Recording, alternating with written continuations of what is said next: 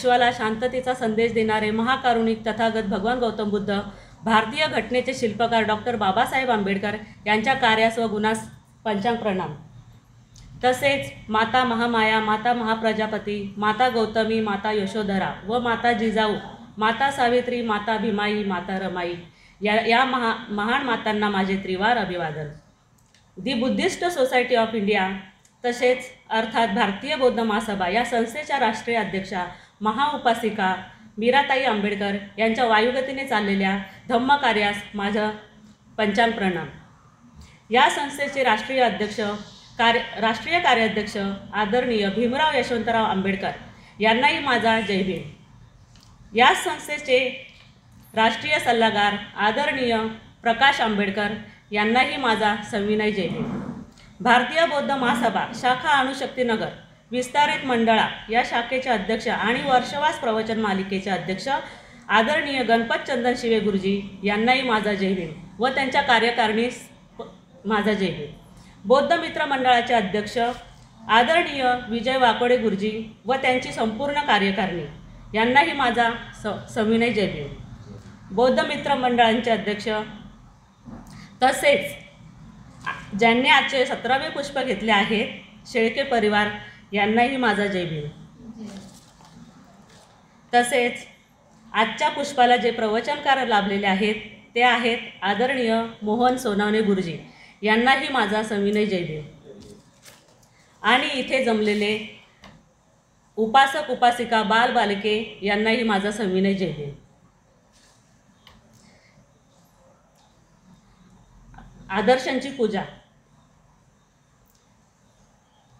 आजचे 17वे पुष्प ज्यांनी घेतलेले आहेत ज्योतिताई शेळके यांच्या फॅमिलींना इथे विनंती करते आदर्शाची पूजा करण्यासाठी। तथागतांना पुष्प अर्पण करतील ज्योतिताई शेळके।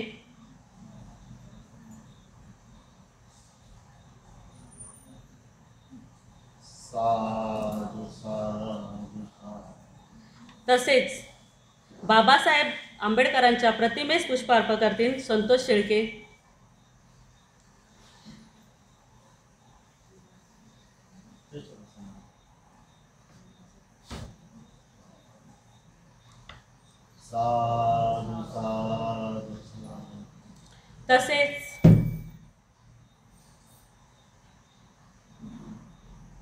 तसेच मेणबत्ती अगरबत्ती प्रज्वलित करतील सुयश शेळके आणि सुजल शेळके।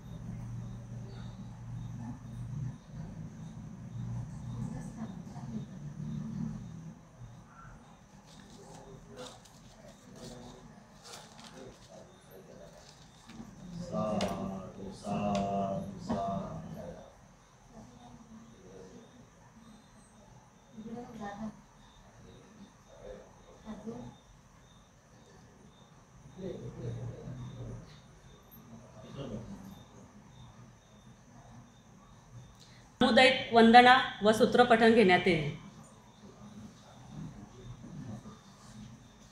बुद्धं नमामि धम्मं नमामि संघं नमामि।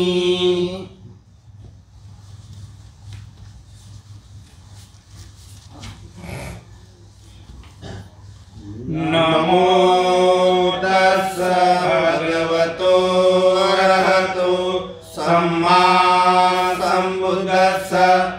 नमो तस्स भगवतो अरहतो सम्मा संबुद्धस्स। नमो तस्स भगवतो अरहतो सम्मा संबुद्धस्स। बुद्धं शरणं गच्छामि धम्मं शरणं गच्छामि संघं शरणं गच्छामि द्वितीयम्पि बुद्धं शरणं गच्छामि द्वितीयम्पि धम्मं शरणं गच्छामि द्वितीयम्पि संघं शरणं गच्छामि तृतीयम्पि बुद्धं शरणं गच्छामि तृतीयम्पि धम्मं शरणं गच्छामि तृतीयम्पि संघं शरणं गच्छामि पाणातिपाता वीरमणि सिक्खापदं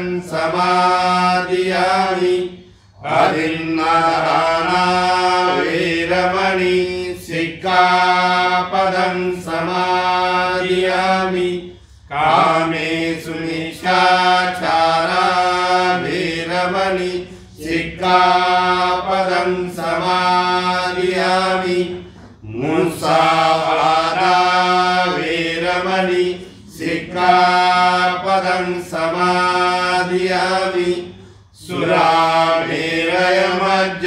सुरामेरयमज्जपमादटाना वीरमणि सिक्खापदं समादियामि साधु साधु साधु वर्णगन्धं गुणोपेतं एतं कुसुमसन्तति पूजयामि मुनिन्दस्स श्रीपादसरोरुहे पूजयामि बुद्धं कुसुमेन नेन पुय्येन मेत्तेन लवामि मोक्षम् उपं मिलायति यथा इदं मे कायो यथा याति विनाशभावम् घनसारपदीपेन दीपेन तमदंसिना त्रिलोकदीपं सम्बुद्धं पूजयामि तमोनुदं सुगन्धिकायवदनं अनन्तगुणगन्धिना सुगन्धिना गन्धेन पूजयामि तथागतं बुद्धधम्माच संघं सुगततनुभवा धातु धातुगाभ्ये लंकाय जम्बुदीपे त्रिदशपुरवरे नागलोके चतुपे सभ्ये बुद्धस्य बिम्बे सकलदशदिशे केशलोमादिधातु वन्दे सभ्येऽपि बुद्धं दशबलतनुजं बोधिचेत्यं नमामि वन्दामि चेत्यं सभं सब्बठानेषु पटीचितं शारीरिकधातु महाबोधि बुद्धरूपं सकलं सदा सकलविद्यं विदुरयानं देवरूपं सुजीवं निमलचक्षु गभीरघोषं गौरवर्णं सुखायम् अभयचित्तं निभयकामं सुरतधम्मं सुपेमं विरतरज्जं सुजननेत्रं भीमरावं सरामि भीमरावं सरामि भीमरावं सरामि दिव्यप्रभरत्नतु साधुवरदानतु आद्यकुलभूषतु भीमराजा सकल विद्यापति धन सत्संगति शास्त्र शासनमति बुद्धि तेजा पंकजा नरवरा रत्न स्वजन उद्धारा भगवंता मुसाकरा भक्त काजा चौदार संगरी शस्त्र धरिता करी कापला हरि उरी रौद्रूपा मुक्ति पद कोणता जीर्ण स्मृति जाळिता उजाळिला अगतिका मार्ग साजा राष्ट्र घटनाकृती शोभते भारती महामानव बोलती सार्थ सौद्या शरण बुद्धास शरण धम्मास शरण संघास मी भीमराय भीमराय विपति पति वियाय सब संपत्ति सिद्धिया सब रोगा विनाशाय भवे दीर्घायुदायकम् सब दुःखा विनाशाय भवे निब्बाण शान्तिके भन्ते अनुग्रह कृत्वा पर्यन्तं ऋतमङ्गलम् समन्ता चक्रवालेषु अत्र गच्छन्तु देवता सरमा मुनिराजस शृण्वन्तु सर्गमोक्षदम् धम्म श्रवण कालो अयं वदन्ता धम्म श्रवण कालो अयं वदन्ता धम्म श्रवण कालो अयं वदन्ता ये सन्ता सन्तसिता ति शरणं एतं लोकं तरेव भूमा भूमा च देवा गुणगण यावता सब्बकालम् एते अयन्तु देवावर कनकमय मेरुरादेव सन्तो सन्तोषयन्तु मुनिवरं वचनं श्रोतु मग्गसुमग्ग सभ्येषु चक्रवालेषु यक्खा देवा च ब्रह्मणो यन्मेहि कृतं गुह्यं सर्वसम्पत्ति साधकम् सभ्येतम् अनुमोदित्वा समग्रा शासनरता प्रमादरहिता हन्तु आरकासु विशेषतो शासनस्य लोकस्य उडिता भवतु सर्वदा शासनपि च लोकस्य देवा रक्षन्तु सर्वदा सन्धिसुखी भवन्तु सर्वे परिवारेऽपिनो अनिन्दा सुमना भवन्तु सहसभिः अतिभिः राजातो वा चोरतो वा मनुष्यतो वा अमनुष्यतो वा अग्नियतो वा उदकतो वा पिशाचतो वा खानकतो वा कर्कटतो वा नटकटतो वा जनपदरोगतो वा असधम्मतो वा असन्धितो वा अस्पृश्यतो वा चण्डहत्ति अस्समिगगौन कुकर ऐविचिक मणिसप्प दिर्पि अक्षतरच सुकर ऐसा यज्ञ रक्कसादिभिः नाना भयतो वा नाना रोगतो वा नाना उपद्रवा सभ्ये अरक्षन्तु सब पापस्य करणं कुशलस्य उपसम्पदा सचित परियोदपणं एतं बुद्धानुशासनं धम्मचरे सुचरितं नतं दुचरितं चरे धम्मचारी सुखं सेति अस्मिन् लोके परमिह न तावता धम्मधरो यावता भववासति यो च आत्मां विशुद्ध्वानं धम्मकायेन पश्यति सवे धम्मधरो होति यो धम्ममजति सवे सन्ता सुखी होन्तु सवे होन्तु जगेविनो सभ्ये भद्राणि पश्यन्तु मा कश्चित् दुःखमागम यानि च भूतानि समागतानि बुम्मानि वायानि अनन्तलिखे सभ्ये भूता सुमना भवन्तु अतोऽपि सकच शृण्वन्तु भाषितं तस्मै भूतानि समेत सभ्ये मेतं करोत मनुष्याय दिवाचरतो च हरन्ति अवलि तस्मै अपमत्ता अष्टगुणो सचितं बुद्धगुणो अनन्तो बुद्धगुणो अनन्तो धम्मगुणो अनन्तो धम्मगुणो अनन्तो संघगुणो अनन्तो संघगुणो अनन्तो माता पिता गुणो अनन्तो माता पिता गुणो अनन्तो आचार्य गुणो अनन्तो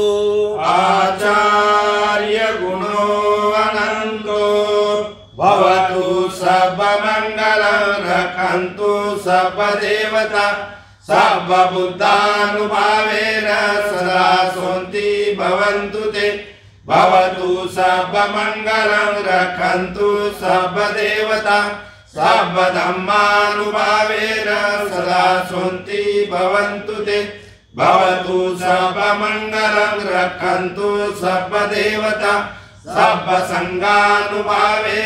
सदा सन्ति भवन्तु ते इचितं पतितं तुय्यं किप्पमेव समेजतु सापे पुरन्तु चित्तसङ्कल्पा छन्दोपनारसो यथा आयुरारोग्य सम्पत्ति सर्वसम्पत्तिमेव च ततो निब्बान सम्पत्ति नाते समेजतु साधु साधु साधु।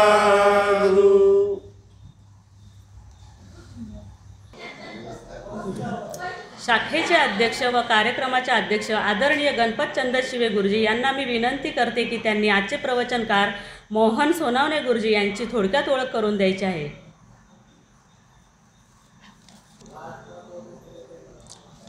अखंड विश्वाला शांतीचा संदेश देणारे महाकरुणिक तथागत भगवान बुद्ध, विश्वरत्न बोधिसत्व परमपूज्य नेते डॉक्टर बाबासाहेब आंबेडकर यांच्या कार्यास व गुणास पंचम प्रणाम। The Buddhist society of India अर्थात भारतीय बौद्ध महासभा या संस्थेचे राष्ट्रीय अध्यक्ष महाउपासिका मीराताईजी आंबेडकर यांच्या वायुवेगतेने चाललेल्या धम्ममंगल कार्यास पंचम प्रणाम।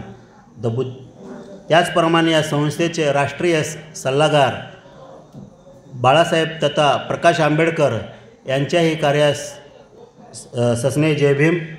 त्याचप्रमाणे संस्थेचे कार्याध्यक्ष भीमराव यशवंतराव आंबेडकर यांनाही सस्ने जय भीम।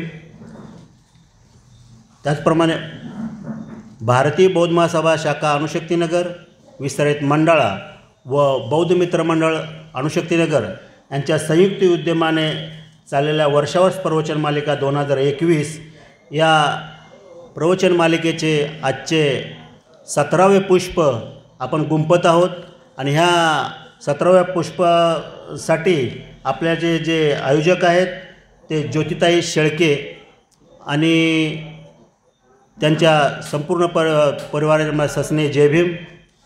त्याचप्रमाणे आजच्या प्रवचनाचे प्रवचनकार आजच्या कार्यक्रमाचे प्रवचनकार मोहन सोनावणे गुरुजी यांनाही सस्ने जय भीम।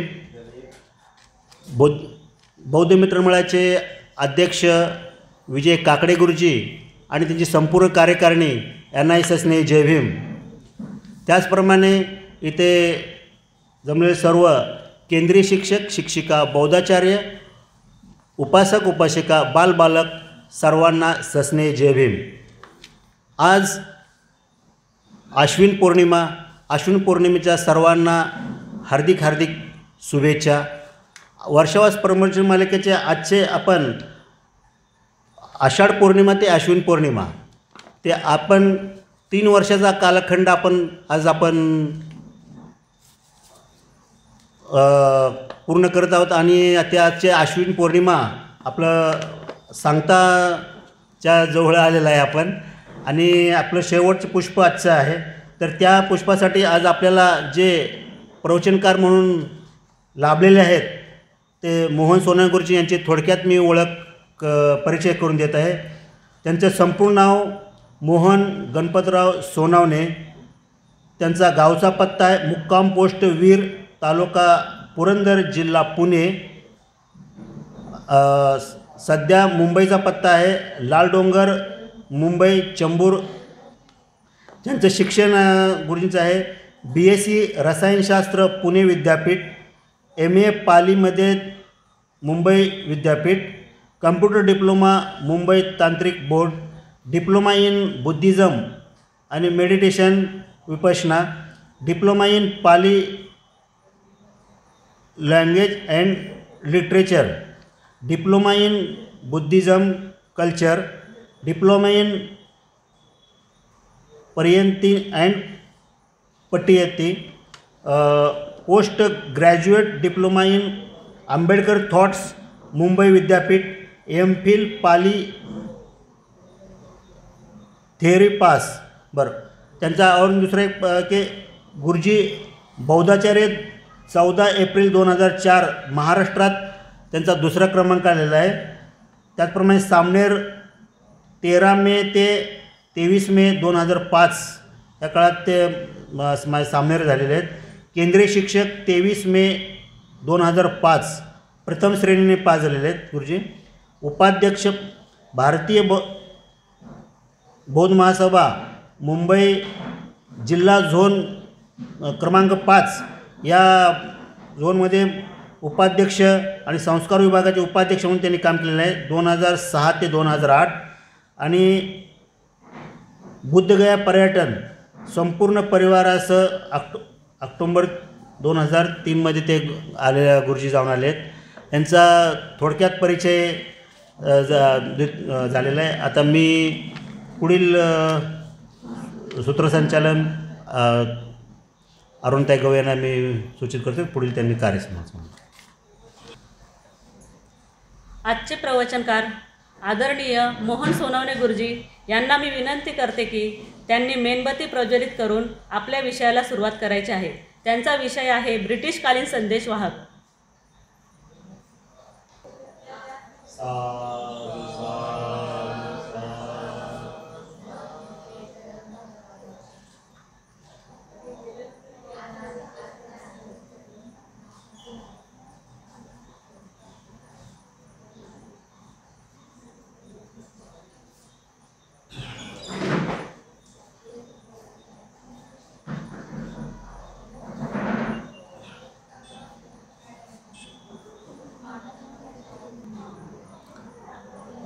सर्वांना सविनय जय भीम.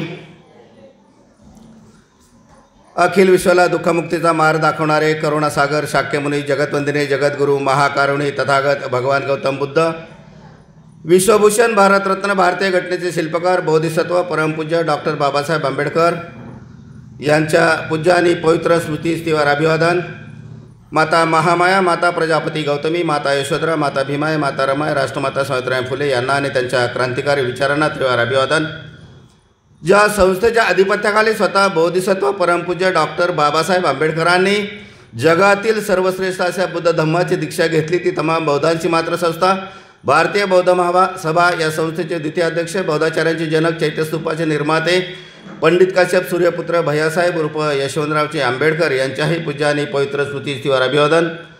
संस्थेच्या विद्यमान राष्ट्रीय अध्यक्षा महाउपासिका ममता सागर, करुणा सागर, तमाम बौद्धांच्या नेत्या डॉक्टर बाबासाहेब आंबेडकरांच्या सुनबाई आदरणीय ताईसाहेब उर्फ मीराताई आंबेडकर यांना आणि त्यांच्या वायुवेगाने चाललेल्या धम्ममंगल कार्याला त्रिवार वंदन.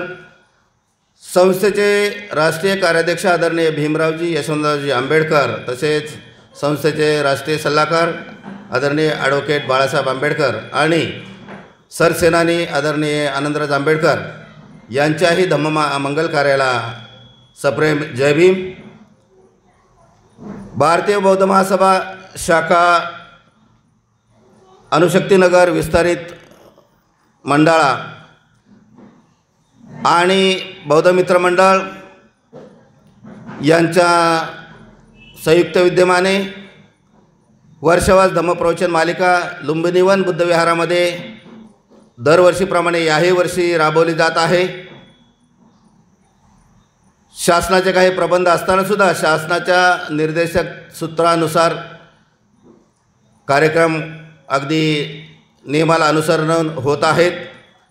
तर या शाखेचे सन्माननीय अध्यक्ष आदरणीय गणपत चंद्रसिंह साहेब, सरचिटणीस ज्योतिताई शेळके, कोषाध्यक्ष सिद्धार्थ गायकवाड, उपाध्यक्ष बाळासाहेब भालेराव, कार्यालयीन सचिवा शीतलताई जाधव, महिला सचिवा निर्मलाताई भालेराव, संस्कार सचिवा अरुणाताई गवई, संरक्षण विभाग सचिवा मनीषाताई उबाळे, पर्यटन व प्रचार सचिव भगवान गायकवाड साहेब, हिशेब तपासणी आदरणीय विनोद कांबळे साहेब आणि शाखेचे संपूर्ण कार्यकारिणी पदाधिकारी, या शाखेच्या अंतर्गत असणारे सर्व केंद्रीय शिक्षक माजी श्रामणेर, बौद्धाचार्य, सैनिक, श्रद्धासंपन्न उपासक उपासिका, माता भगिनी, बालक बालिका तसेच या कार्यक्रमाशी उपस्थित असलेले धार्मिक, सामाजिक, शैक्षणिक, राजकीय आणि कामगार क्षेत्रातले सर्व मान्यवर सर्वांचं या वर्षवास धम्मप्रवचन मालिकेच्या 17व्या पुष्पासाठी मी सर्वांचं हार्दिक हार्दिक स्वागत करतो आणि अभिनंदन करतो. पुन्हा एकदा सर्वांना सविनय जय भीम करून आजचा विषय आहे ब्रिटिशकालीन बौद्ध धम्माचे संदेशवाहक. संस्थेनं हा विषय याच वर्षी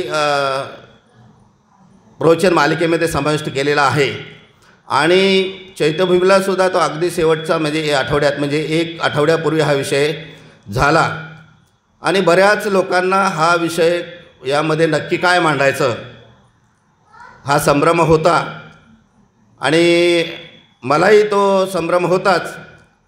मागच्या गुरुवारी मला वाटतं आदरणीय अरुण साळवे साहेबांचं प्रवचन झालं या विषयावरती, परंतु तेही मला ऐकायला मिळालं नाही कारण आमचे बहिणीचे जावई आणि मुलगी मुंबईला प्रथम आले होते आणि त्यांना जायचं होतं, तर मी त्यांना सोडायला 7 वाजता टिळकनगरला गेलो आणि ते प्रवचन पण मला ऐकायला मिळालं नाही. नंतर ते यूट्यूबवर होतं किंवा फेसबुकवरती आहे, परंतु माझा फेसबुकचा पासवर्ड मला आठवत नाही, त्यामुळं तेही ऐकायला नाही आलं. आणि मग शेवटी मी हा विषय मी स्वतःच तयार केला माझ्या अभ्यासातून, माझ्या अनुभवातून. तर या विषयाकडं जाण्या अगोदर आपल्याला बुद्धविहारामध्ये धम्मवाणी ऐकायला मिळते किंवा बुद्धांचा उपदेश ऐकायला मिळतो आणि म्हणून आपण प्रत्येकजण वेळेत जवळच्या बुद्धविहारात जात असतो, उपस्थित होत असतो. आणि मग विषयाकडे जाण्या अगोदर असंच मी बुद्धवाणी आपल्याला ऐकवणार आहे. आपण सर्वांनी हात जोडून डोळे बंद करून धम्मपद श्रवण करायचं आहे. दिवा तपती अदीचो रत्तिम आभाति चंदिमा सन्नद्धो खत्यो तपती जाई तपती ब्राह्मणो अथ सबम अहोरतं बुद्धा तपति तेजसा सुखो बुद्धान उपादो सुखा सद्धम्म देशना सुखा संगस समगी समगानम तपो सुखो एच बुद्धा अतीताच एच बुद्धा अनागता पच्चुपन्नाचे बुद्धा अहम वंदामि सबदा एच धम्मा अतीताच एच धम्मा अनागता पच्चुपन्नाचे धम्मा अहम वंदामि सबदा एच संगा अतीताच एच संगा अनागता पच्चुपन्नाचे संगा अहम वंदामि सबदा. बुद्ध म्हणतात सूर्य दिवसा प्रकाश देतो, चंद्र रात्री प्रकाशमान असतो. एक राजा किंवा एक क्षत्रिय राजवस्त्र अलंकार आदी आभूषण परिधान केल्यानंतर तेजाळून दिसतो, परंतु बुद्ध मात्र स्वयं तेजाने अखंड दैदीप्यमान प्रकाश संपूर्ण जगाला देत आहेत, अंधारातून प्रकाशाकडे घेऊन जात आहेत. आणि म्हणूनच बुद्धांचा जन्म, बुद्धाची उत्पत्ती ही सुखकारक आहे, सद्धम्माची देशना ही सुखकारक आहे, संघाची निर्मिती सुखकारक आहे आणि संघ भावनेने केलेली तपस्या ही सुद्धा सुखकारक आहे. आणि म्हणूनच आजपर्यंत जगामध्ये जेवढे बौद्धरत्न होऊन गेलेले आहेत, भविष्यात जे बुद्धरत्न होतील आणि आज जे बुद्धरत्न अस्तित्वात आहे, या बुद्धरत्नाला वंदन करण्यासारखं, अनुसरण करण्यासारखं श्रेष्ठ या जगामध्ये काहीही नाही. त्या बुद्धरत्नाला त्रिवार वंदन. आजपर्यंत जेवढे धम्मरत्न होऊन गेलेले आहेत, भविष्यात जे धम्मरत्न होतील आणि आज जे धम्मरत्न अस्तित्वात आहेत या धम्मरत्नाला अनुसरण्यासारखं वंदन करण्यासारखं या जगामध्ये काही नाही. या धम्मरत्नाला त्रिवार वंदन. आजपर्यंत जेवढे संघरत्न होऊन गेलेले आहेत, भविष्यात जे संघरत्न होतील आणि आज जे संघ अस्तित्वात आहेत, या संघरत्नाला वंदन करण्यासारखं अनुसरण करण्यासारखं श्रेष्ठ या जगामध्ये काही नाही. त्या संघरत्नाला त्रिवार वंदन. बंधुरो आणि भगिनीनो, आजचा विषय ब्रिटिशकालीन बौद्ध धम्माचे संदेशवाहक.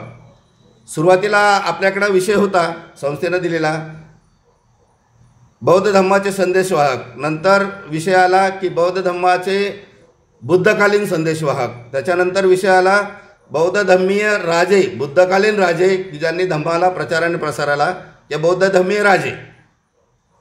आणि आता हा विषय आला की बौद्ध धम्माचे संदेशवाहक ब्रिटिशकालीन. याच्यात पण दोन भाग पडू शकतात.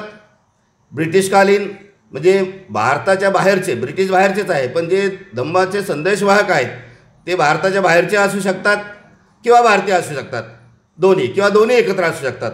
तर आपण वेळेमध्ये जितके आपल्याला जास्त दोन्ही पण पाहता येतील तेवढे आपण पाहणार आहोत. तर बंधूंनो भगिनींनो,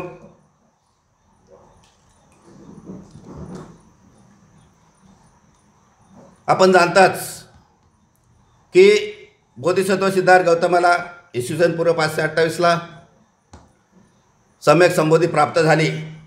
त्याच्यानंतर त्यांनी 7 आठवडे आपल्या ध्यानाची अनुभूती घेतली आणि मग निश्चय केला की एवढ्या महत्प्रयासानं मी हे धम्मज्ञान संपादन केलेलं आहे, आदर्श जीवन जगण्याची कला संपादन केलेली आहे, तर ते लोकांच्या हितासुखासाठी सांगितले पाहिजे. आणि मग त्यांनी पहिलं धम्मचक्र प्रवर्तन सारनाथला केलं. त्याच्यानंतर पंचवर्गीय भिक्षू, मग यश आणि त्यांचे 54 मित्र असे मिळून भगवान बुद्धासहित 61 लोकांचा संघ संपन्न झाला. सगळे बाकीचे 60 भिक्षू अरहंत झाले. पहिला वर्षावास संपला आणि भगवान बुद्धांनी आजच्या पौर्णिमेलाच, बरोबर अश्विन पौर्णिमेला, संपूर्ण भिक्षू संघाला 61 अरहंत भिक्षू म्हणजे 60 भिक्षू, बुद्ध सोडून 60 अरहंत भिक्षू होते, त्यांना आदेश दिला की चरत भिक्कवे चारिक्यम बहुजन हिताय बहुजन सुखाय लोकानुकंपाय अत्ता हिताय सुखाय देव मनुष्यानम मा एकेन द्व्यागमित्थ देशेत भिक्कवे धम्मं आदि कल्याणम मध्य कल्याणम परियोसान कल्याणम सात्तम संवेजनम केवल परिपूर्णम परिशुद्धम ब्रह्मचर्यम प्रकाशेतम.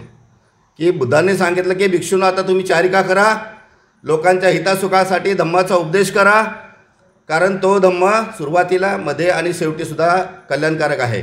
हे करत असताना तुम्ही दोघेजण एका ठिकाणी जाऊ नका, एका दिशेने दोघेजण जाऊ नका. आणि चारिका करत असताना, धम्माचा उपदेश करत असताना तुम्ही काय करायचं आहे, संपूर्णपणे शीलाचं पालन करायचं आहे. ब्रह्मचर्यम प्रकाशेतं, ब्रह्मचर्यांचं तुम्ही काय करायचं आहे, पालन करायचं आहे.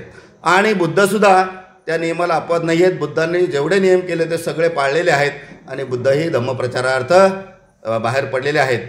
आणि मग बुद्धांच्या उपस्थितीमध्ये हजारो लोक धम्माचे संदेशवाहक झाले, श्रोतापन्न झाले, सक्तकामी झाले, अरहंत झाले आणि वेगवेगळ्या दिशेला जाऊन काय धम्माचा प्रसार करू शकले. रोज शेकडो हजारो लोकांची धम्मदीक्षा होऊ लागली, उपासक बनू लागले, भिक्षू बनू लागले, श्रामणेर झाले, भिक्षू झाले, अरहंत भिक्षू होऊ लागले. आणि अशा प्रकारे ही परंपरा जवळपास 1718 वर्ष बुद्धांचा उपदेश अगदी व्यवस्थितपणे संपूर्ण जगभर जात होता. नंतर मग प्रतिकांती झाली आणि मग बुद्ध धम्माला किंवा रासाची काळ आली आणि असं करता करता 19वे शतक उगवलं. ब्रिटिश काळही त्यावेळेला सुरू झाला. आणि मग आपल्याला या ब्रिटिश काळामध्ये जो काही धम्मप्रचार आणि प्रसार झाला, प्रत्यक्ष किंवा अप्रत्यक्ष, किंवा धम्मप्रचारासाठी ज्या ज्या लोकांनी कार्य केलेलं आहे ते आपण पाहणार आहोत. तर बंधूंनो आणि भगिनींनो, त्यासाठी आपल्याला पहिला ब्रिटिश काळ जाणला पाहिजे. बघा, भारतामध्ये ब्रिटिश आले ते व्यापार करण्यासाठी आले. 1620मध्ये, साधारण 1620मध्ये ईस्ट इंडिया कंपनी ही ब्रिटिशांची व्यापारी कंपनी होती आणि ते व्यापार करण्यासाठी भारतामध्ये आले. प्रथम ते कलकत्त्याला आले, सुरतला आले आणि त्यांनी आपली वखार म्हणजे मोठं ऑफिस थाटलं कलकत्त्यामध्ये. त्याच्यानंतर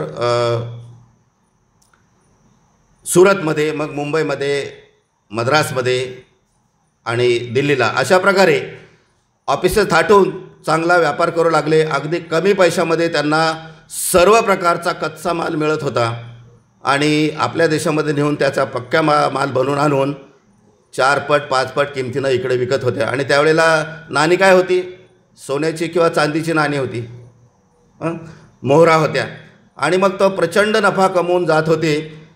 नंतर मग त्यावेळेला जी इंग्लंडची राणी होती की क्वीन एलिझाबेथ पहिली, तर यांनी विचार केला की भारतामध्ये भरपूर आपल्याला व्यापारासाठी पोटेन्शियल आहे. सगळ्या प्रकारचं खनिज द्रव्य तिथे, कच्चा माल भरपूर प्रमाणात उपलब्ध आहे, कापूस उपलब्ध आहे, शेतीमाल उपलब्ध आहे. आणि मग आपल्याला नुसतं तिथे व्यापार करून चालणार नाही, तर त्या देशावरती आपली सत्ता गाजवली पाहिजे. आणि मग 1754 साली राणीनं खऱ्या अर्थानं राजकारण भारतामध्ये सुरू करायला सुरुवात केली, परवानगी दिली. आणि 1857चं बंड झालं, विरोध केला गेला, परंतु त्याच्यामध्ये आपल्या भारतीयांचा पराभव झाला. आणि काय झालं? ब्रिटिश काळ सुरू झाला आणि मग एक एक राज्यामध्ये इंग्रजांचं राज्य पसरू लागलं. तर म्हणजे एक ब्रिटिश काळ सर्वसाधारण तुम्ही घ्या 17व्या शतकात सुरुवातीला, म्हणजे 1620 पासून किंवा 1600 पासून 1947 पर्यंत भारताला स्वातंत्र्य मिळून बाहेर जाईपर्यंत हा ब्रिटिश काळ आहे. आता हे ब्रिटिश राज्य करायला, व्यापारासाठी तर आले पण राज्य करण्यासाठी सुद्धा आले. मग याच्यामध्ये मिलिटरी होती, तज्ज्ञ लोक होते, इंजिनियर होते, डॉक्टर होते, बॅरिस्टर होते, वकील होते, आर्किटेक्ट होते, फिलॉसॉफर होते, लेखक होते. असे अनेक तज्ज्ञ किंवा प्रशिक्षित मंडळी या लवाजम्यामध्ये होती. आणि मग असाच एक ब्रिटिश अधिकारी की त्याचं नाव आहे जेम्स प्रिन्सेप. जेम्स प्रिन्सेप हा एक अगदी हुशार मुलगा. लहानपणीच तो, म्हणजे तो वयाच्या 15व्या वर्षी ग्रॅज्युएट झाला. त्याच्यानंतर त्यांनी टाकसाळमध्ये डिप्लोमा केला. टाकसाळ म्हणजे जे आपले रिझर्व्ह बँक आहे तर टाकसाळ आहे, बायखेड्याला आहे, किंवा जिथे नाणी पाडली जातात, सर्व प्रकारची नाणी पाडली जातात. मग त्यावेळेला त्यांनी ब्रिटनमध्ये ह्या टाकसाळमधला डिप्लोमा केल्यावरती त्याला इंजिनिअरिंगमध्ये पण खूप इंटरेस्ट होता. इंजिनिअरिंगचा त्यांनी डिप्लोमा केला. आर्किटेक्टमध्ये त्याला खूप इंटरेस्ट होता आणि आर्किटेक्टमध्ये पण त्यांनी खूप तर तो अशा प्रकारे इंजिनिअरिंग स्कॉलर होता, इंग्लिश स्कॉलर होता, ओरिएंटलिस्ट होता, अँटिक्वेरी होता, आर्किओलॉजिस्ट होता आणि इतिहास तज्ज्ञसुद्धा होता. या सर्व गोष्टीमध्ये त्याला खूप रुची होती. आणि मग तो भारतामध्ये एक टाकसाळ तज्ज्ञ म्हणून किंवा असे मास्टर किंवा असेसमेंट मास्टर ही एक डिग्री त्याला देऊन कलकत्त्याला त्याची नेमणूक झाली. केवळ कितव्या? 20व्या वर्षी तो भारतामध्ये आला. बघा, याचा जन्म 20 ऑगस्ट 1799 साली इंग्लंडमध्ये झालेला आहे आणि तो 1820मध्ये कलकत्त्यामध्ये आला आहे. बघा, एवढा तरुण मुलगा केवळ 20 वर्षाचा असताना भारतामध्ये आला आहे आणि त्यानं टाकसाळीचा चार्ज घेतला. आता त्याचे जे वरिष्ठ होते टाकसाळ अधिकारी, मॅनेजर होते, ते त्यांना जरा मदत झाली आणि दोघेजण एकदम तिथे काम करायला असल्यामुळे पुन्हा काय झालं, या जेम्स प्रिन्सेपचं वाराणसीला बदली झाली किंवा त्यावेळचं बनारस नाव आहे, आताही बनारस नाव आहे, परंतु बनारसला ट्रान्सफर झाली. आणि बनारसमध्ये तिथे पण काय करायचं होतं, टाकसाळ संपूर्ण बिल्डिंग बांधून तिथे स्थापन करायची होती. वर्षामध्ये त्यांनी तिथे बिल्डिंग बांधली आणि टाकसाळीचं सगळं काम सुरू केलं तिथं. त्याचबरोबर तो आर्किटेक्ट असल्यामुळे त्यांनी संपूर्ण बनारस शहराचं इंजिनिअरिंग, गटार सिस्टीम, रस्ते सगळे वर्षात 1.5 वर्षात डेव्हलप केले. आणि त्याचं काम पाहून प्रमोशनवर त्याला परत कलकत्त्याला, तो साधा एक असे ऑफिसर होता, असे याच्यामध्ये, तर त्याचा मॅनेजर केला, त्याला व्यवस्थापक केला. आणि मग त्यानं काय केलं की टाकसाळीमध्ये येणारी नाणी तो सगळी काय करावं लागला, ती नाण्यांचा अभ्यास करू लागला.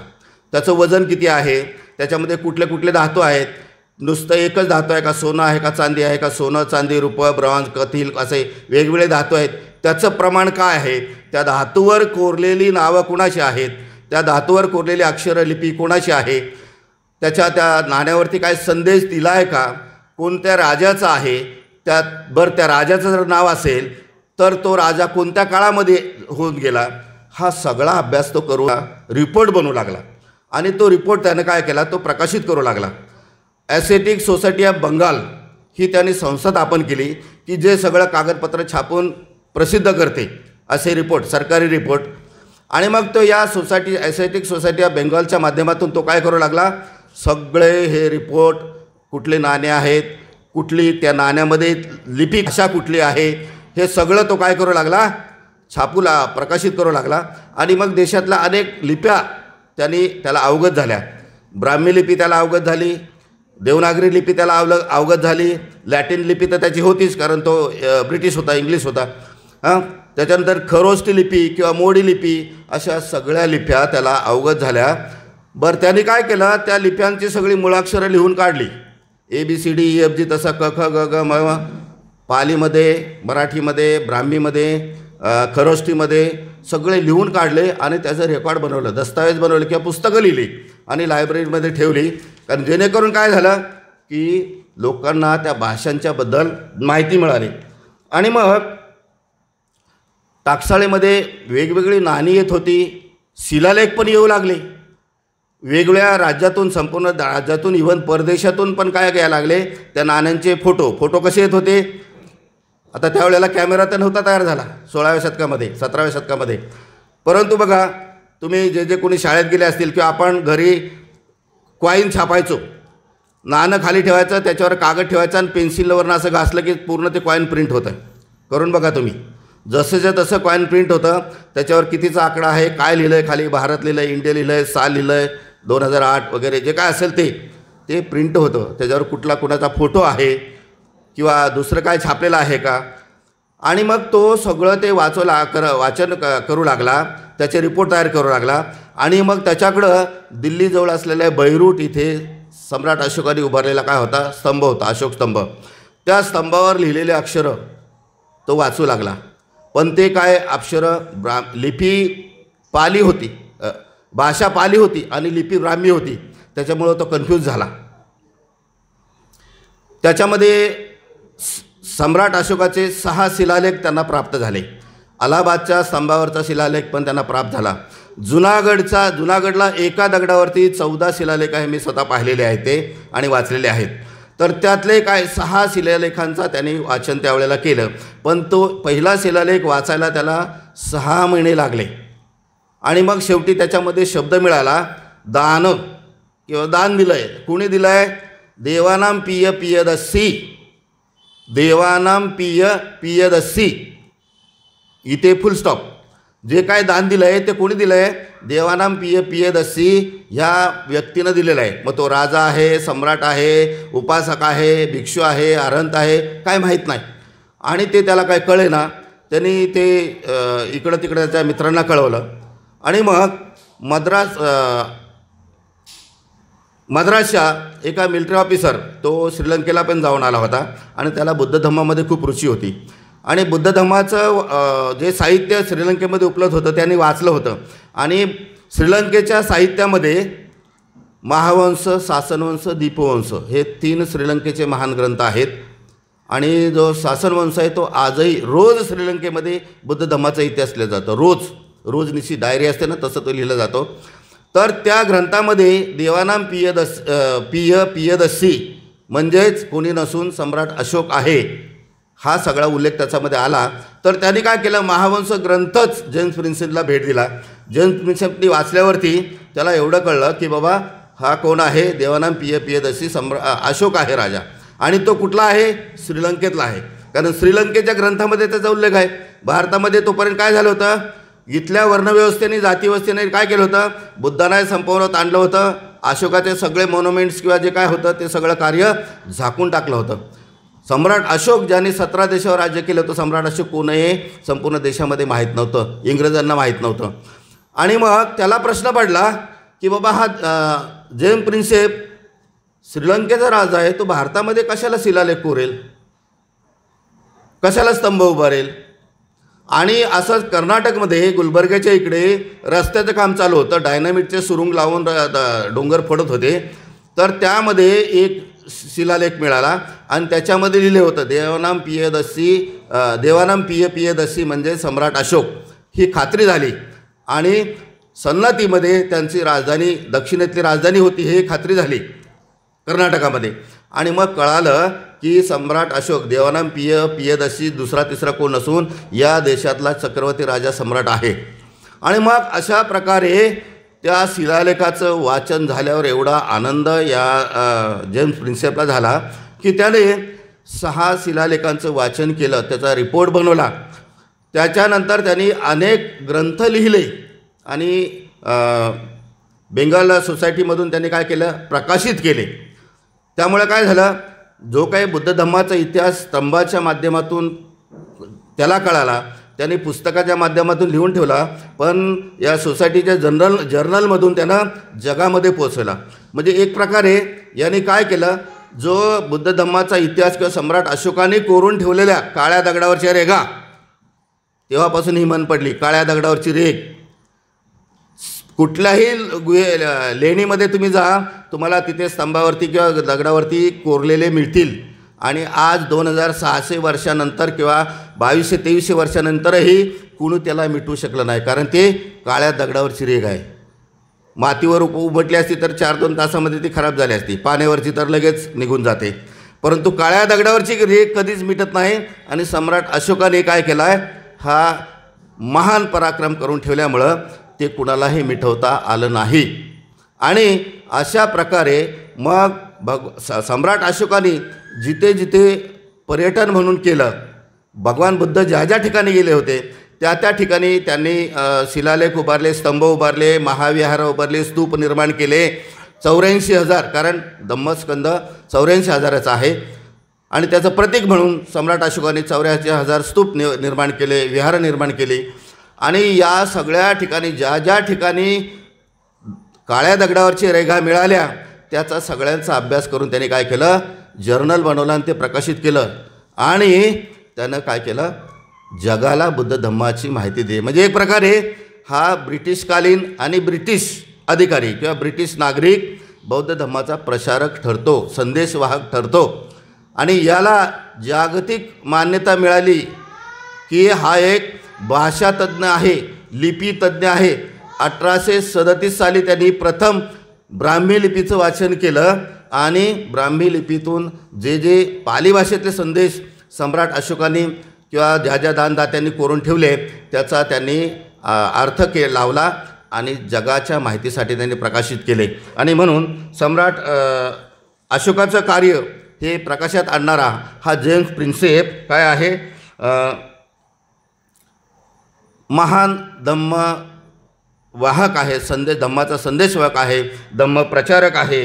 आणि त्याने अनेक रिपोर्ट्स लिहिले आणि त्यानं बरेच शोधनिबंधसुद्धा लिहिलेले आहेत की या नाण्यांची केमिस्ट्री, की त्याच्यामध्ये कुठले धातू आहेत, या देशाची जिओग्राफी काय आहे, कॉइन सायन्स काय आहे, जलवायू परिवर्तन आणि पर्यावरण याच्यावरसुद्धा त्यावेळेला त्यांनी शोधनिबंध लिहिला आणि त्याने काय केलं, प्रसिद्ध केलं आहे. त्यामुळं संपूर्ण इंग्लंडच्या सरकारनं त्यांना fellow of royal society of London या संस्थेचा काय त्यांना मानपत्र दिलं. आणि जगातील ते लिपीतज्ञ, भाषातज्ञ म्हणूनही त्यांचा गौरव करण्यात आला. असे हे जेम्स प्रिन्सेप पहिले ब्रिटिशकालीन भारतातील धम्मप्रचारक किंवा संदेशवाहक आहेत. आणि त्यांनी बुक्स लिहिलेले आहेत, history of Banaras, Indian antiquary, history of Punjab, history of Banaras illustrated त्यांनी नवीन बनवल्यानंतर, त्यांचं हिस्ट्री ऑफ कॉइन. आणि त्यांनी एक असा वजन काटा बनवला त्या काळामध्ये किंवा एका ज्वारीच्या कणाचे 180 भाग बनवता येतील. एका ज्वारीचा दाण्याचे 180 म्हणजे मिलीग्रामच्याही पुढे का डिसीग्राममध्ये त्याने ते बनवलं की म्हणजे एक दाण्याचं वजन 180 मिलीग्रॅम मोजता येऊ शकतं की इतका ॲक्युरेट त्यांनी काय बनवला, वजन काटा बनवला. आणि त्याच्यामुळं काय झालं की नाण्यांची ॲक्युरेट किंमत काढता आली. आणि म्हणून या जेम्स प्रिन्सिपला सलाम आहे. दुसरा एक इंग्लिश अधिकारी आहे जॉन स्मिथ म्हणून. आता जॉन स्मिथमध्ये हा मिलिटरी अधिकारी होता आणि तो अमेरिकेच्या प्लाटूनमध्ये होता आणि त्याला फिरायचा, पर्यटनाचा खूप छंद होता. आता त्यावेळेला फिरण्याचं साधन म्हणजे काय, देशांतर्गत देशाच्या बाहेरून एका देशातून दुसऱ्या जायचं तर पाणी जलप्रवास होता, बोटीशिवाय पर्याय नव्हता. आणि देशांतर्गत फिरायचं तर रथ किंवा घोडे. तर घोडेस्वारी सगळ्यात सोपी होती. आणि तो घोड्यावर स्वार झाला आणि फिरत फिरत मद्रासवरून कुठे आला, पण औरंगाबादला पोचला. औरंगाबादला पोचल्यावर त्याला शिकारीचा छंद होता, बंदूक सोबत होती. आणि समोरच्या डोंगराच्या अजिंठ्याच्या डोंगरामध्ये ज्या लेण्या आहेत त्या लेण्यांच्या डोंगरामध्ये वाघ दिसला त्याला. वाघ त्याला दिसल्यानंतर त्यांनी बघितलं आणि वाघाला नेम धरून शिकार केली. आता त्याला शिकारीचा अनुभव होता. गोळी जर बरोबर टार्गेटवर लागली, ज्या प्राण्याची शिकार करतो त्या शिकारीला लागली तर त्याचा आवाज कसा येतो, आणि जर ती त्या शिकारीला न लागता दगडावरती किंवा खांबावर आदळली तर कसा येतो, हा आवाजाचं त्याला परीक्षण होतं. आणि ती गोळी लागली, तो आवाज आला होता की त्या वाघाला गोळी लागली असं त्याला वाटत होतं. आणि मग तो काय गेला, त्या डोंगराकडे गेला. ते गोळी वाघाला लागली नव्हती, वाघ निघून गेला आवाजानं. पण ती गोळी कुठे, त्या लेणीतल्या आतल्या गाभाऱ्यामध्ये गेली. 40 फूट आतमध्ये लेणी, 3 गाभारे बाहेर आहेत, मध्ये विहार आहेत, बाहेर वरांडा आहे आणि आतमध्ये मुख्य गाभारा आहे, त्याच्यामध्ये स्तूप आहे. आणि त्या गाभाऱ्यामध्ये आतमध्ये ती गोळी तिथे लागून तर भोगतं हे काय आहे. आणि मग ती 10 नंबरची लेणीचा शोध लागला. आणि त्या डोंगरामध्ये लाईनीमध्ये 30 बुद्धकाली दुसऱ्या शतकातल्या, पहिल्या शतकापासून 7व्या शतकापर्यंत, इसवी सन पूर्व पहिलं शतक ते इसवी सन 7व्या शतका म्हणजे 800 वर्षामध्ये कोरलेल्या त्या लेण्यांचा शोध, अजिंठा एलोरा वेळ्यांचा शोध या जॉन स्मिथ या इंग्रज अधिकाऱ्यांनी लावला. आणि मग तिथला सगळा इतिहास आपल्याला उजागर झाला. औरंगाबादच्या लेण्यांचं विशेष म्हणजे कसं आहे, 1 नंबर, 2 नंबर, 16 नंबर आणि 17 नंबर या लेण्यांच्यामध्ये ना वरती छताला भिंतीवरती सुंदर प्रकारे कलाकृती काढलेले आहेत. त्याच्यामध्ये भगवान बुद्धांच्या जन्माचे किंवा जातकथाचे प्रसंग कोरलेले आहेत. त्याच्या व्यतिरिक्त अजून विशेष प्रसंग कोरलेले आहेत, जातककथा कोरलेल्या आहेत. आणि त्याला रंग दिलेला आहे, नैसर्गिक रंग आहे. 2200-2300 वर्षापूर्वी दिलेला रंगसुद्धा अजूनही तसाच आहे, त्याला दुसरा रंग लावलेला नाही बघा. आणि बुद्धांच्या काळामध्ये चिवराला रंगसुद्धा भिक्षू स्वतः देत होते. वनस्पतींची फुलं, झाडं, पानं, मुळं यांचा कूट करून, काढा बनवून, उकळून त्याला चिवराला रंग देत होते. त्याला काय म्हणत होते, त्या चिवराला काय म्हणायचे, पंसुकूल. चिंध्या जमा करून त्या जोडून धुवून मग त्याला तो रंग द्यायचा आणि मग चिवर शिवायचं. असं ते चिवर जीवकांनी पहिलं चिवर किंवा शाल भेट देईपर्यंत भिक्षू संघ असे चिंध्याचे चिवर वापरत होता. भगवान बुद्धसुद्धा ते वापरत होते. आणि या सगळ्या लेण्यांचा इतिहास जेन प्रिन्सेसमुळे समोर आला आणि या सगळ्या बुद्धकालीन लेण्या असल्यामुळे त्याचे रिपोर्ट तयार केले गेले आणि ठेवले गेले. त्याच्यानंतर ब्रिटिशांच्या व्यतिरिक्त 3 चीनी प्रवासी भारतामध्ये आले होते. ते ब्रिटिश काळात आले नव्हते, परंतु त्यांचा उल्लेख करणं गरजेचं आहे. फायहान इत्सिंग आणि ह्युएनसंग हे 4व्या, 5व्या आणि 6व्या शतकामध्ये भारतामध्ये येऊन गेले.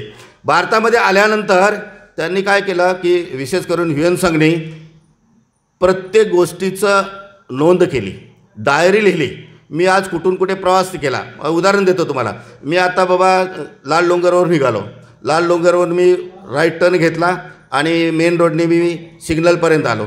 सिग्नलला आल्यानंतर मी परत राईट टर्न घेतला, गेटवरती आलो. गेट आहे तिथं, त्याचं मार्किंग केलं. गेटवरून मी परत हॉस्पिटलकडून पुन्हा राईट टर्न घेऊन मी या सर्कलला आलो. आणि हे अंतर किती आहे प्रत्येक ठिकाणचं मोजून ठेवलं, दिशा लिहून ठेवली. आणि या सर्कलच्या राईटला 10 फुटावरती लुंबिनी वन बुद्ध विहार आहे असं क्लिअर कट लिहून ठेवलं. असा सर्व इतिहास ह्या प्रत्येक ठिकाणी ज्या ज्या ठिकाणी बुद्ध गेले बुद्धांचे पाय ज्या ज्या भूमीला लागले त्या सगळ्या ठिकाणी ह्युएन गेला आणि सगळी वर्णनं त्यांनी डायरीमध्ये लिहून ठेवली. आणि ह्या एका इंग्रज अधिकाऱ्याने त्या सगळ्या डायरीचा अभ्यास केला आणि त्याला खूप इंटरेस्टिंग वाटलं. आणि इंटरेस्टिंग वाटलं आणि मग त्या दृष्टीनं त्यांनी काम करायला सुरुवात केली. तर हा तिसरा इंग्रज अधिकारी आहे की ज्याने बुद्ध धम्माच्या प्रचार आणि प्रसारासाठी किंवा संदेश वाहनासाठी फार मोलाचं काम केलेलं आहे. तर अलेक्झांडर कनिंगहॅम हा फार मोठा इंग्रज अधिकारी भारतामध्ये आलेला आहे. याचा जन्म 23 जानेवारी 1814 साली लंडनमध्ये झालेला आहे. आणि त्याला भारताच्या जे पुरातत्व विभाग आहे किंवा Indian archaeological society of India ही भारताची पुरातत्व संस्था आहे. ही संस्था यांनी स्थापन केली. म्हणजे हा संस्थापक आणि संस्थापक अध्यक्षसुद्धा झाला. आणि या संस्थेच्या माध्यमातून त्याने खूप मोठं काम केलं. तो पण एक अधिकारी म्हणून आर्मी ऑफिसर म्हणून आला होता. परंतु त्याला इंजिनिअरिंगची आवड तर होतीच, आर्किटेक्चरमध्ये त्याला खूप इंटरेस्ट होता. आणि हे ह्युएनसंगची डायरी वाचल्यानंतर खूपच म्हणजे भारावून गेला तो. आणि त्याने हे सगळ्या स्थळांचा शोध लावायचा निर्णय घेतला. सरकारला तसं निवेदन दिलं आणि परवानगी घेतली. 1903 साली त्याला उत्खनन करायची परवानगी दिली. त्याच्यासाठी लागणारा पैसा, निधी सगळं मंजूर झाला. त्याप्रमाणे तोपर्यंत त्यांनी काय केलं, सगळी बुद्ध स्थळं कुठे कुठे आहेत त्याचं मार्ग प्रवास करून सगळ्यांचं सर्वेक्षण केलं. आणि त्यांनी वेगवेगळ्या ठिकाणी वेगवेगळे अधिकारी किंवा सुपरवायझर नेमून काम सुरू केलं. लुंबिनीला काम सुरू केलं, सारनाथला सुरू केलं, बुद्धगयाला केलं, वैशालीला केलं, श्रावस्तीला केलं. अशा ज्या ज्या ठिकाणी बुद्धांचे किंवा भगवान बुद्धांचे अवशेष आहेत किंवा स्तूप आहेत, महाविहार आहेत, जे काय आहे याचं उत्खनन करण्यासाठी या कनिंगहॅमनं सुरुवात केली ना. तर तो 1861मध्ये नोकरीवर भारतामध्ये आला. 1861मध्ये म्हणजे 1814मध्ये त्याचा जन्म झाला आणि 1861मध्ये तो ब्रिटिश आर्मीच्या माध्यमातून भारतात आला. तो एक चांगला आर्किओलॉजिस्ट होता आणि इंजिनियर होता. आणि त्यानं मग या डायरीच्या माध्यमातून उत्खनन केलं आणि ते सगळे रिपोर्ट त्यांनी काय केले, लिहून ठेवले. त्यांनी पुस्तकं लिहिली या रिपोर्टची, कुठे काय काय सापडलं. आणि ते पुस्तकं विशेष करून आहेत एन्शियंट इंडियन जिओग्राफी 1871 साली, अशोकन एडिक्ट्स म्हणजे अशोकाचे जे आदेश आहेत, जे दगडावर शिलालेख कोरलेले आहेत किंवा स्तंभावरती कोरलेले आहेत, ते 14 शिलालेख आणि 9 एडिक्ट्स असे त्यांचाही त्यांनी अभ्यास केला, शोधून काढले आणि ते प्रकाशित केले. त्यानंतर एन्शियंट इंडियन कॉईन्स याच्यावरती त्याने अभ्यास केला आणि एक पुस्तक लिहिलं. आणि हे सगळे रिपोर्ट त्यांनी काय केलं, प्रकाशित केले. नंतर अलेक्झांडर कनिंगहॅमनं लोरिया नंदनगडला अशोक स्तंभ आहे, पटनाला आहे आणि अनेक ठिकाणी म्हणजे अशोक स्तंभ आहेत की सारनाथला आहे, बरहुतला आहे, वैशालीला आहे, सांचीला आहे, अलाहाबादला आहे, बिस्ल्याला स्तूप आहे, महाबोधी टेम्पल, ह्या सगळ्यांचं काय त्यानं केलं, उत्खनन केलं. आणि उत्खनन केल्यावरती त्याला ह्युएनसंगनी जे जे लिहून ठेवलं होतं त्याप्रमाणे सगळं सापडलं. कारण त्यांनी कुठल्या दिशेला किती लांब जायचं, मीटर किलोमीटरमध्ये सगळं अंतर लिहून ठेवलं होतं, दिशा लिहून ठेवली होती, त्याची उंची डायमेन्शन लिहून ठेवले होते की महाविहार 150 फूट उंचीचं आहे, 200 फुटाचा त्याचा पाया आहे, त्याचं पूर्वेला प्रवेशद्वार आहे, त्याच्या बाजूला मुस्लिम तळं आहे, आणखीन आजपाल निद्रोळ वृक्ष आहे, राजतन चैत्यग्रह आहे. ह्या सगळ्याची नोंद असल्यामुळं सगळ्या गोष्टीचा शोध लागला.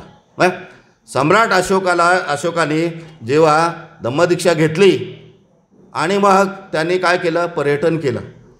बुद्ध ज्या ज्या ठिकाणी गेले त्या सगळ्या ठिकाणांना जाऊन त्यांनी वंदन केलं आणि त्या जो इतिहास तिथे घडला आहे त्याच्या प्रित्यर्थ किंवा त्याला अभिवादन म्हणून किंवा त्याची प्रतिकृती म्हणून त्यांनी तिथे स्तूप उभारले, स्तंभ उभारले. जर सम्राट अशोकाने हे कार्य केलं नसतं तर आम्हाला किंवा ह्या भारत देशात बुद्ध झाले हे नाही झाले हे या लोकांनी सिद्ध केलं असतं. परंतु काळ्या दगडावरची रेख असल्यामुळं लुंबिनीच्या स्तंभावरती 41 मीटर उंचीचा स्तंभ आहे, एका दगडातला स्तंभ आहे. त्या दगडावरती सम्राट अशोकाने कोरून ठेवलं. काय कोरून ठेवलं आहे? इदम बुद्धो जातो. पालीमध्ये ब्राह्मी लिपीत कोरलं आहे की इथे बुद्धांचा जन्म झाला.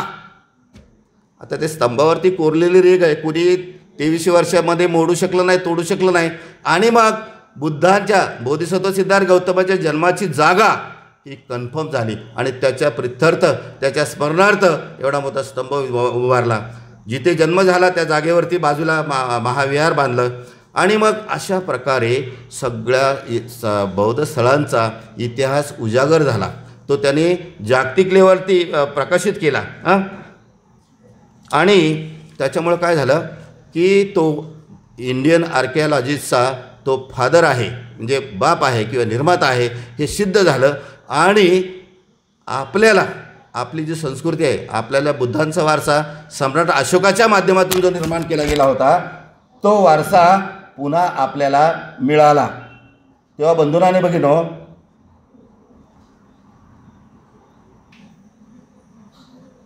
हां, तर ह्या अलेक्झांडर कनिंगहॅमने सगळ्या स्तंभावरचे लेख ते प्रकाशित केले आणि वाचून तर अगोदरच झाले होते, परंतु ते काळाच्या ओघामध्ये गाडले गेले होते. कारण प्रतिक्रांती झाल्यानंतर तिकडं कुणी जात नव्हतं. भिक्षू सगळे परागंदा झाले होते, जे जिवंत राहिले ते काहींच्या कत्ले केल्या गेल्या. आणि भिक्षूंना मारण्यासाठी जो भिक्षूचं डोकं मुंडकं आणून देईल त्याला 100 मोहरा, 1000, 500 मोहरा भेट किंवा बक्षीस म्हणून देण्याचं त्यावेळच्या राजांनी फरमान म्हणजे जाहीर केलं होतं. आणि त्याच्यामुळं काय झालं की बुद्ध धम्माचा प्रसार करणारे भिक्षू बहुतेक संपले. जे जीव वाचून बाहेर गेले, तिबेटला गेले, चीनमध्ये गेले, नेपाळकडे गेले किंवा ब्रह्मदेशाकडे गेले, ते वाचले आणि त्यांनी धम्म कसा तरी जिवंत ठेवला. परंतु ह्या इंग्रज अधिकाऱ्यांनी पुन्हा हे जमिनीखाली गाडलेलं गेलेलं, या स्तूपावरती विहारावरती जंगल निर्माण झालं होतं, त्यांना पुन्हा दृष्टिक्षेपात आणलं. आणि मग लोकांना हा ठेवा ही संस्कृती पुन्हा या अलेक्झांडर कनिंगहॅममुळे मिळाली. आणि त्यांनी जे रिपोर्ट सगळे आहेत ते लिहून प्रकाशित केले होते आणि प्रत्येक गोष्टीचे त्यांनी शोधनिबंध तयार केले होते. त्याच्यामुळं काय झालं की संपूर्ण जगाला कळालं की भारतामध्येच बुद्ध होऊन गेले. संपूर्ण बुद्ध धम्माचा इतिहास, बुद्धांचं ज्ञानप्राप्ती, बुद्धांचं धम्मचक्र प्रवर्तन, त्यांचं महापरिनिर्वाण किंवा त्यांनी श्रावस्तीमध्ये किती सुत्तांचा उपदेश केला, हा सगळा इतिहास अलेक्झांडर कनिंगहॅममुळे काय झाला, जगापर्यंत पोहोचला. आणि म्हणून अलेक्झांडर कनिंगहॅम हा अत्यंत महत्त्वाचा ब्रिटिशकालीन संदेशवाहक आहे. बंधुनाने भगिनीनो, याच्यानंतर आपण पुढचे बघणार आहोत.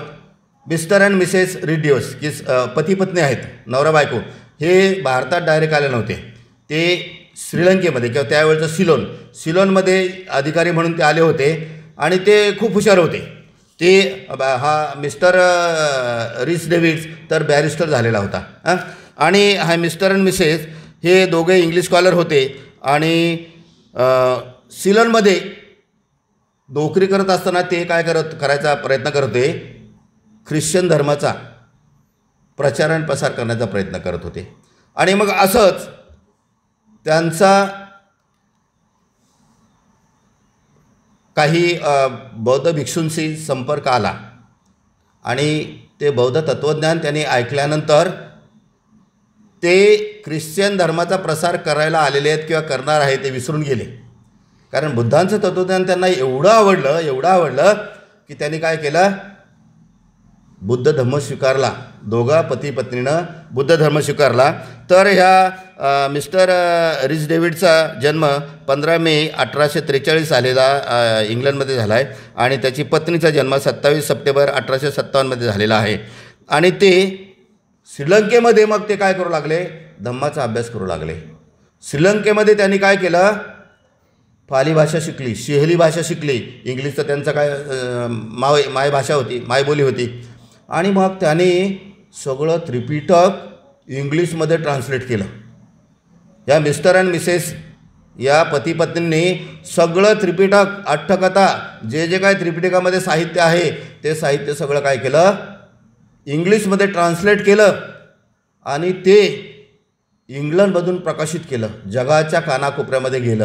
भारतातल्या भगवान बुद्धांचं तत्त्वज्ञान जे बुद्धांनी सांगितलं ते सगळं त्रिपिटकामध्ये लिहिलेलं आहे आणि त्याने सगळं इंग्लिशमध्ये त्याने केलं.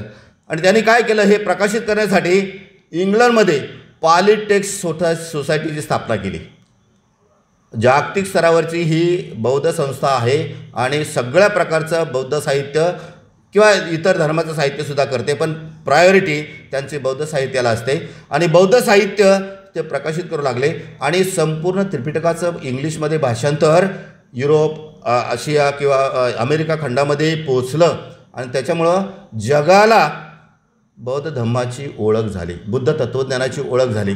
आणि मग जो बुद्ध धम्म भारतामध्ये उत्पन्न झालेला आहे, ज्या संस्थापकीय धम्माचे भारतामध्ये जन्म ज्यांनी घेतलेला आहे, मग त्या बुद्धभूमीला आपण वंदन करायला जायला पाहिजे किंवा पाहायला म्हणून जायला पाहिजे. आणि म्हणून पर्यटनासाठी दोघे नवरा बायको भारतामध्ये आले.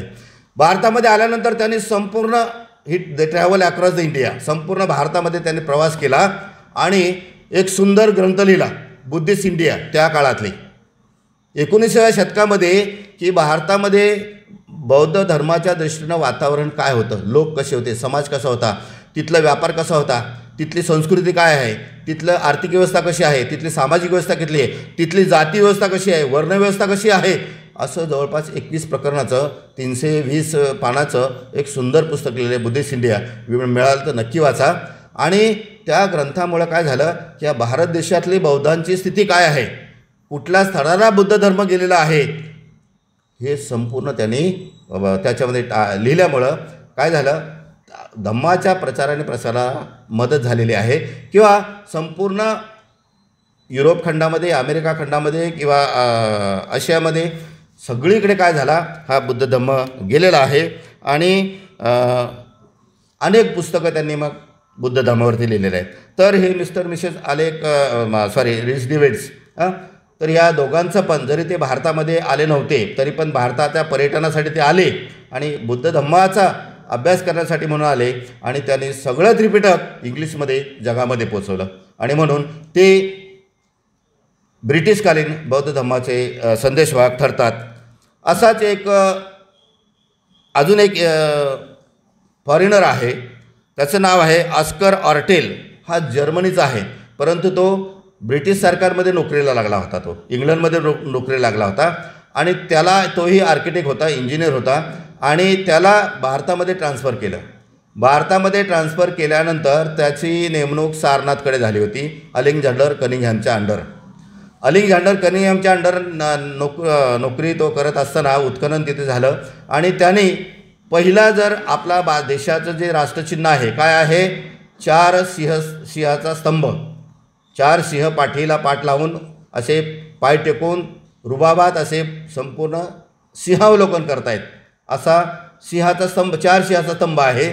ती सम्राट अशोकाची राजमुद्रा होती. आणि डॉक्टर बाबासाहेब आंबेडकरांनी संविधान सभेमध्ये त्याला डिबेट करून मान्यता मिळवली आणि भारत देशाचं, स्वतंत्र भारत देशाचं राष्ट्रचिन्ह म्हणून सुद्धा 4 सिंहाच्या प्रतिकृतीला मान्यता मिळवून दिली. आणि ह्या 4 सिंहाच्या स्तंभाचा शोध या ऑस्कर ऑर्टेल या जर्मन शास्त्रज्ञांनी लावला आहे. आणि त्याचा जन्म जर्मनीमध्ये हॅनोव्हर येथे झाला आहे. आणि तो सारनाथच्या साईटवरती सुपरविजनचं काम करत असताना तो स्तंभ सापडलेला आहे. आणि तोच आज आपल्या देशाचा काय आहे, राष्ट्रचिन्ह आहे. हा रिटायर झाल्यावरती कोण, ऑर्टेल ऑस्कर, तो इंग्लंडला गेला, इंग्लंडमध्ये स्थायिक झाला. इंग्लंडमध्ये त्याने बंगला बांधला आणि इंग्लंडमध्ये बंगला बांधल्यानंतर त्या बंगल्याला नाव काय द्यावं त्याने, सारनाथ. सारनाथ हे नाव त्याने आपल्या बंगल्याला दिलं. म्हणजे सारनाथची साईट किंवा त्याला ते पहिलं शोध तिथे लागला स्तंभाचा आणि त्याला खूप आनंद झाला. आणि मग त्यानं एक प्रकारे आपल्याला प्रचार आणि प्रसारासाठी काय केलेली आहे, मदत केलेली आहे किंवा त्यांनी परदेशामध्ये जागृती केलेली आहे. आता हे माझ्या वाचनात आलेले, मी अभ्यासलेले काही 2-4 परदेशी व्यक्ती आहेत, त्यांचं फार उपकार या भारत देशावरती आहेत. कारण त्यांनी जर अलेक्झांडर कनिंगहॅमने जर उत्खनन केलं नसतं ना तर आपल्याला इथे या देशामध्ये कुठे महाविहार होतं, बुद्धविहार, ते मिळालं नसतं, किंवा लुंबिनीचा स्तंभाचाही शोध लागला नसता, आणि बाकी मग कुठे महापरिनिर्वाण झालं किंवा वैशाली कुठं, श्रावस्ती कुठे आहे, मूलगंधी कुठे विहार आहे, कुठे काय आहे, काही आपल्याला कळालं नसतं. आणि म्हणून या सर्वांचा अत्यंत मोलाचा वाटा संदेशवाहक म्हणून आहेत ब्रिटिशकालीन. याबरोबरच परदेशीबरोबरच स्वदेशी किंवा जवळचे सुद्धा अनेक लोक आहेत. तर भारतामधले आहेत भिक्षू जगदीश काश्यप. तर जगदीप काश्यप हे भिक्षू, यांचं मूळ नाव आहे जगदीश नारायण, आणि त्यांनी 1933 साली त्यांनी धम्माची दीक्षा घेतली. त्यांचा जन्म 2 मे 1908 साली रांची बिहारमध्ये झालेला आहे.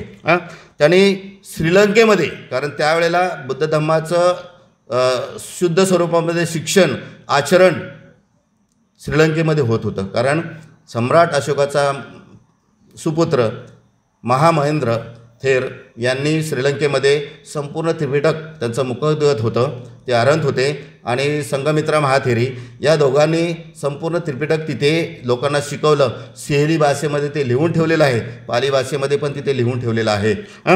तर मूळ बुद्ध धम्माचा अभ्यास करण्याचा ते श्रीलंकेत गेले, आणि श्रीलंकेतील केलनीय विद्यापीठात आणखी त्यांनी शिक्षण घेतलं, आणि ते हिंदीचे लेखक, कवी तर आहेतच, कथाकार आहेत, पण पालीचे सुद्धा ते विद्वान झालेले आहेत.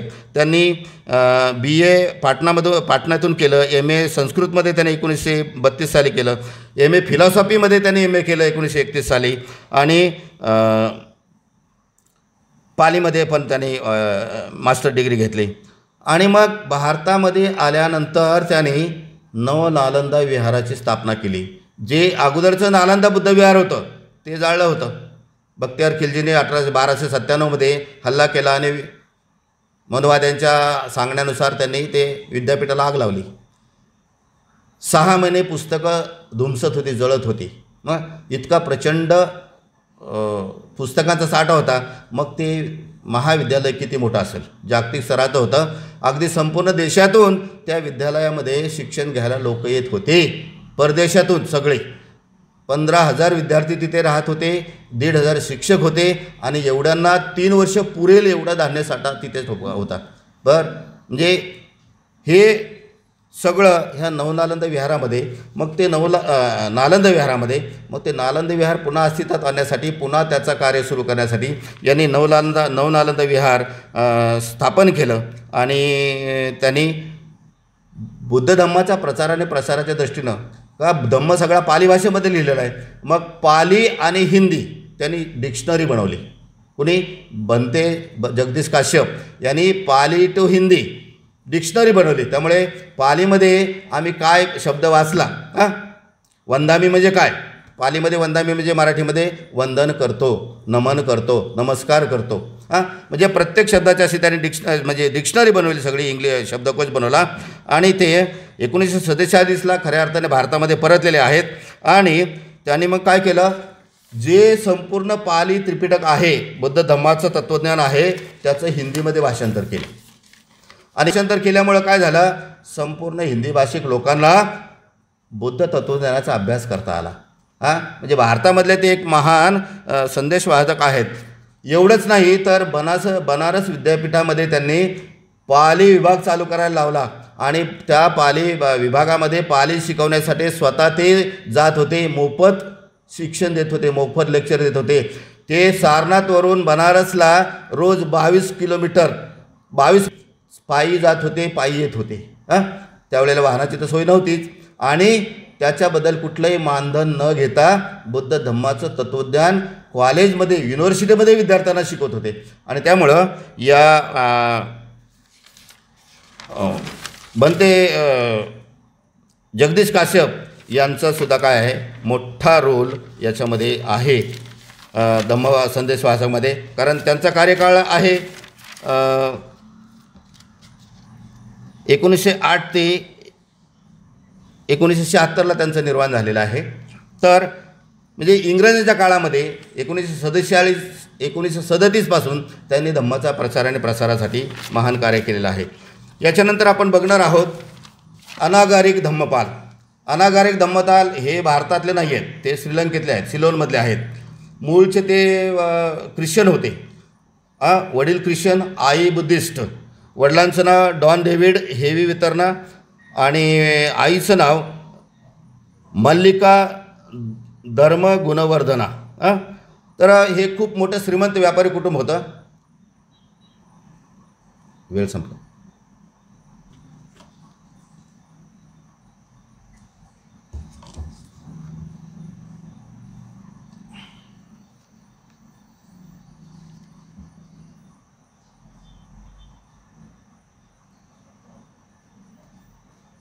विषय सर्वांसाठी नवीन आहे.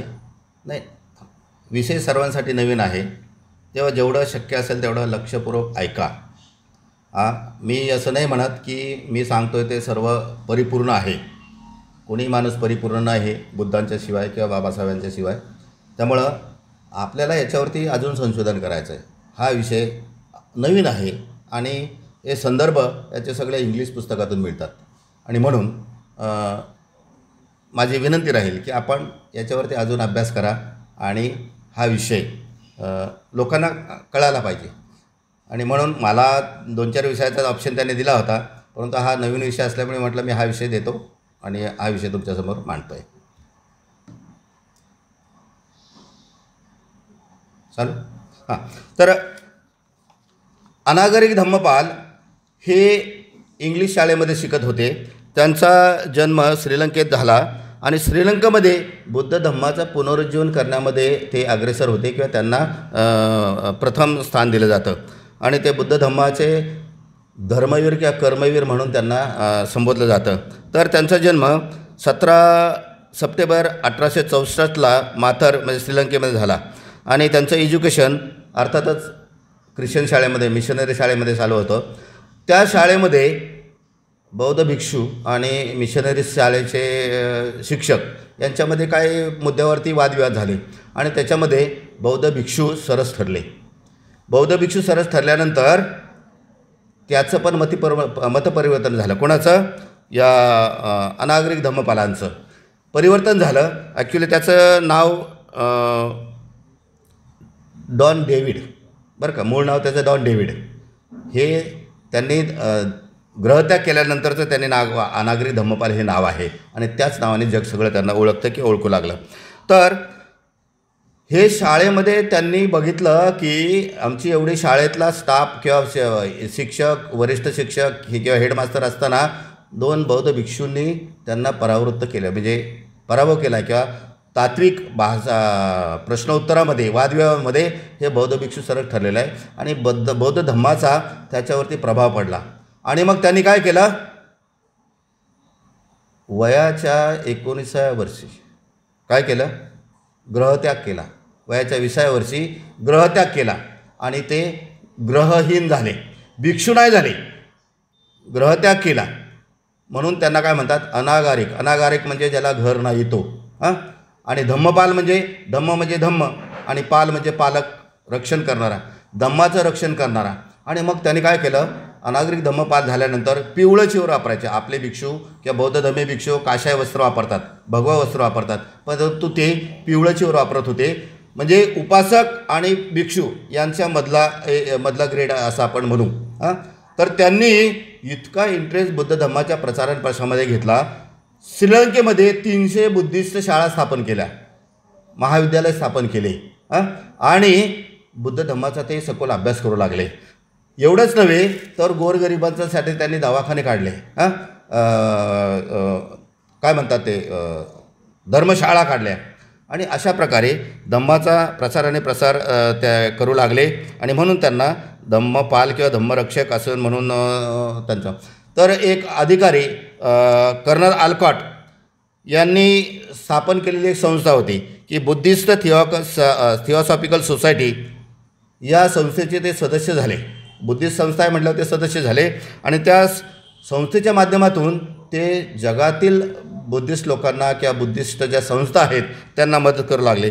आणि त्यावेळची 1894मध्ये स्थापन झालेली यंग मेन्स बुद्धिस्ट असोसिएशन ही युरोपमध्ये स्थापन झालेली संस्था होती. त्या संस्थेला त्यांनी अनेक मदत केले, लेख पाठवले किंवा प्रचार आणि प्रसारासाठी मदत केली, आर्थिक मदतसुद्धा केली. आणि मग त्यांनाही पण असं वाटलं की बुद्धाच्या जन्मभूमीमध्ये कर्मभूमीमध्ये आपण जावं. मग ते पर्यटनासाठी भारतामध्ये 1891 साली आले. आल्यानंतर त्यांना बुद्ध धम्माचा अभ्यास त्यांचा होताच. बुद्धगयाला गेले, सारनाथला गेले, लुंबिनीला गेले. प्रथम ते कलकत्त्याला आले. कलकत्ता आल्यानंतर त्याने Mahabodhi society of Calcutta India ही स्थापना केली कलकत्त्यामध्ये आणि धम्म पर्यटन केलं. आणि धम्म पर्यटनाला पर्यटनस्थळी त्या ठिकाणी गेल्यावरती मन त्यांचं उद्विग्न झालं. इतकं त्यांना वाईट वाटलं की प्रत्येक स्थळाची इतकी विचित्र अवस्था झाली होती. कुठे जंगल वाढलं होतं आणि कुठे बुद्धांना शिव किंवा शंकर बनवलं होतं किंवा बऱ्याच ठिकाणी अतिक्रमण होऊन बुद्धिस्ट मॉंक्स तिथे नव्हते, भिक्षू नव्हते, तर हिंदू किंवा वैदिक पुजारी तिथे होते. आणि मग त्यांनी महाबोधी विहारसुद्धा काय होतं, वैदिक पंडितांच्या ताब्यातमध्ये होतं. आणि मग या महाबोधी मुक्ती विहाराचा त्यांनी लढा देण्यासाठी पत्रक काढलं आणि जाहीरपणे ह्या मुक्ती विहारासाठी बुद्धगयेचं जे महाविहार आहे त्या विहारासाठी त्यांनी जाहीरपणे सत्याग्रह किंवा लढा पुकारला. आणि त्यानं ही बुद्धविहाराच्या मुक्तीची चळवळ भारतभर चालू केली, जगामध्ये पण त्यांनी चालू केली. आणि मग महाबोधी विहाराची त्यांनी डागडुजी केली, पुनर्रचना केली, त्याला एक जरा बरं दिसेल असं त्याला स्वरूप आणलं आणि लोकांना तिथे वंदन करण्यासाठी एक जागा मिळाली. तर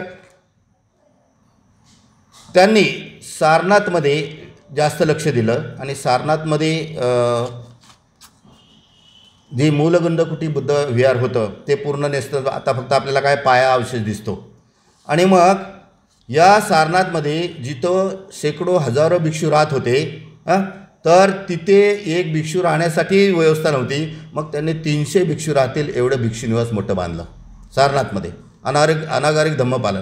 आणि मूलगंधकुटी विहाराची प्रतिकृती म्हणून किंवा त्याचा एक आठवण म्हणून त्यांनी नवीन मूलगंधकुटी बुद्धविहार बांधलेलं आहे. सारनाथला गेला अतिशय सुंदर असं बुद्धविहार, जवळपास 100 फुटाच्या उंचीचं, 110 फूट उंचीचं सुंदर असं बुद्धविहार त्यांनी बांधलेलं आहे.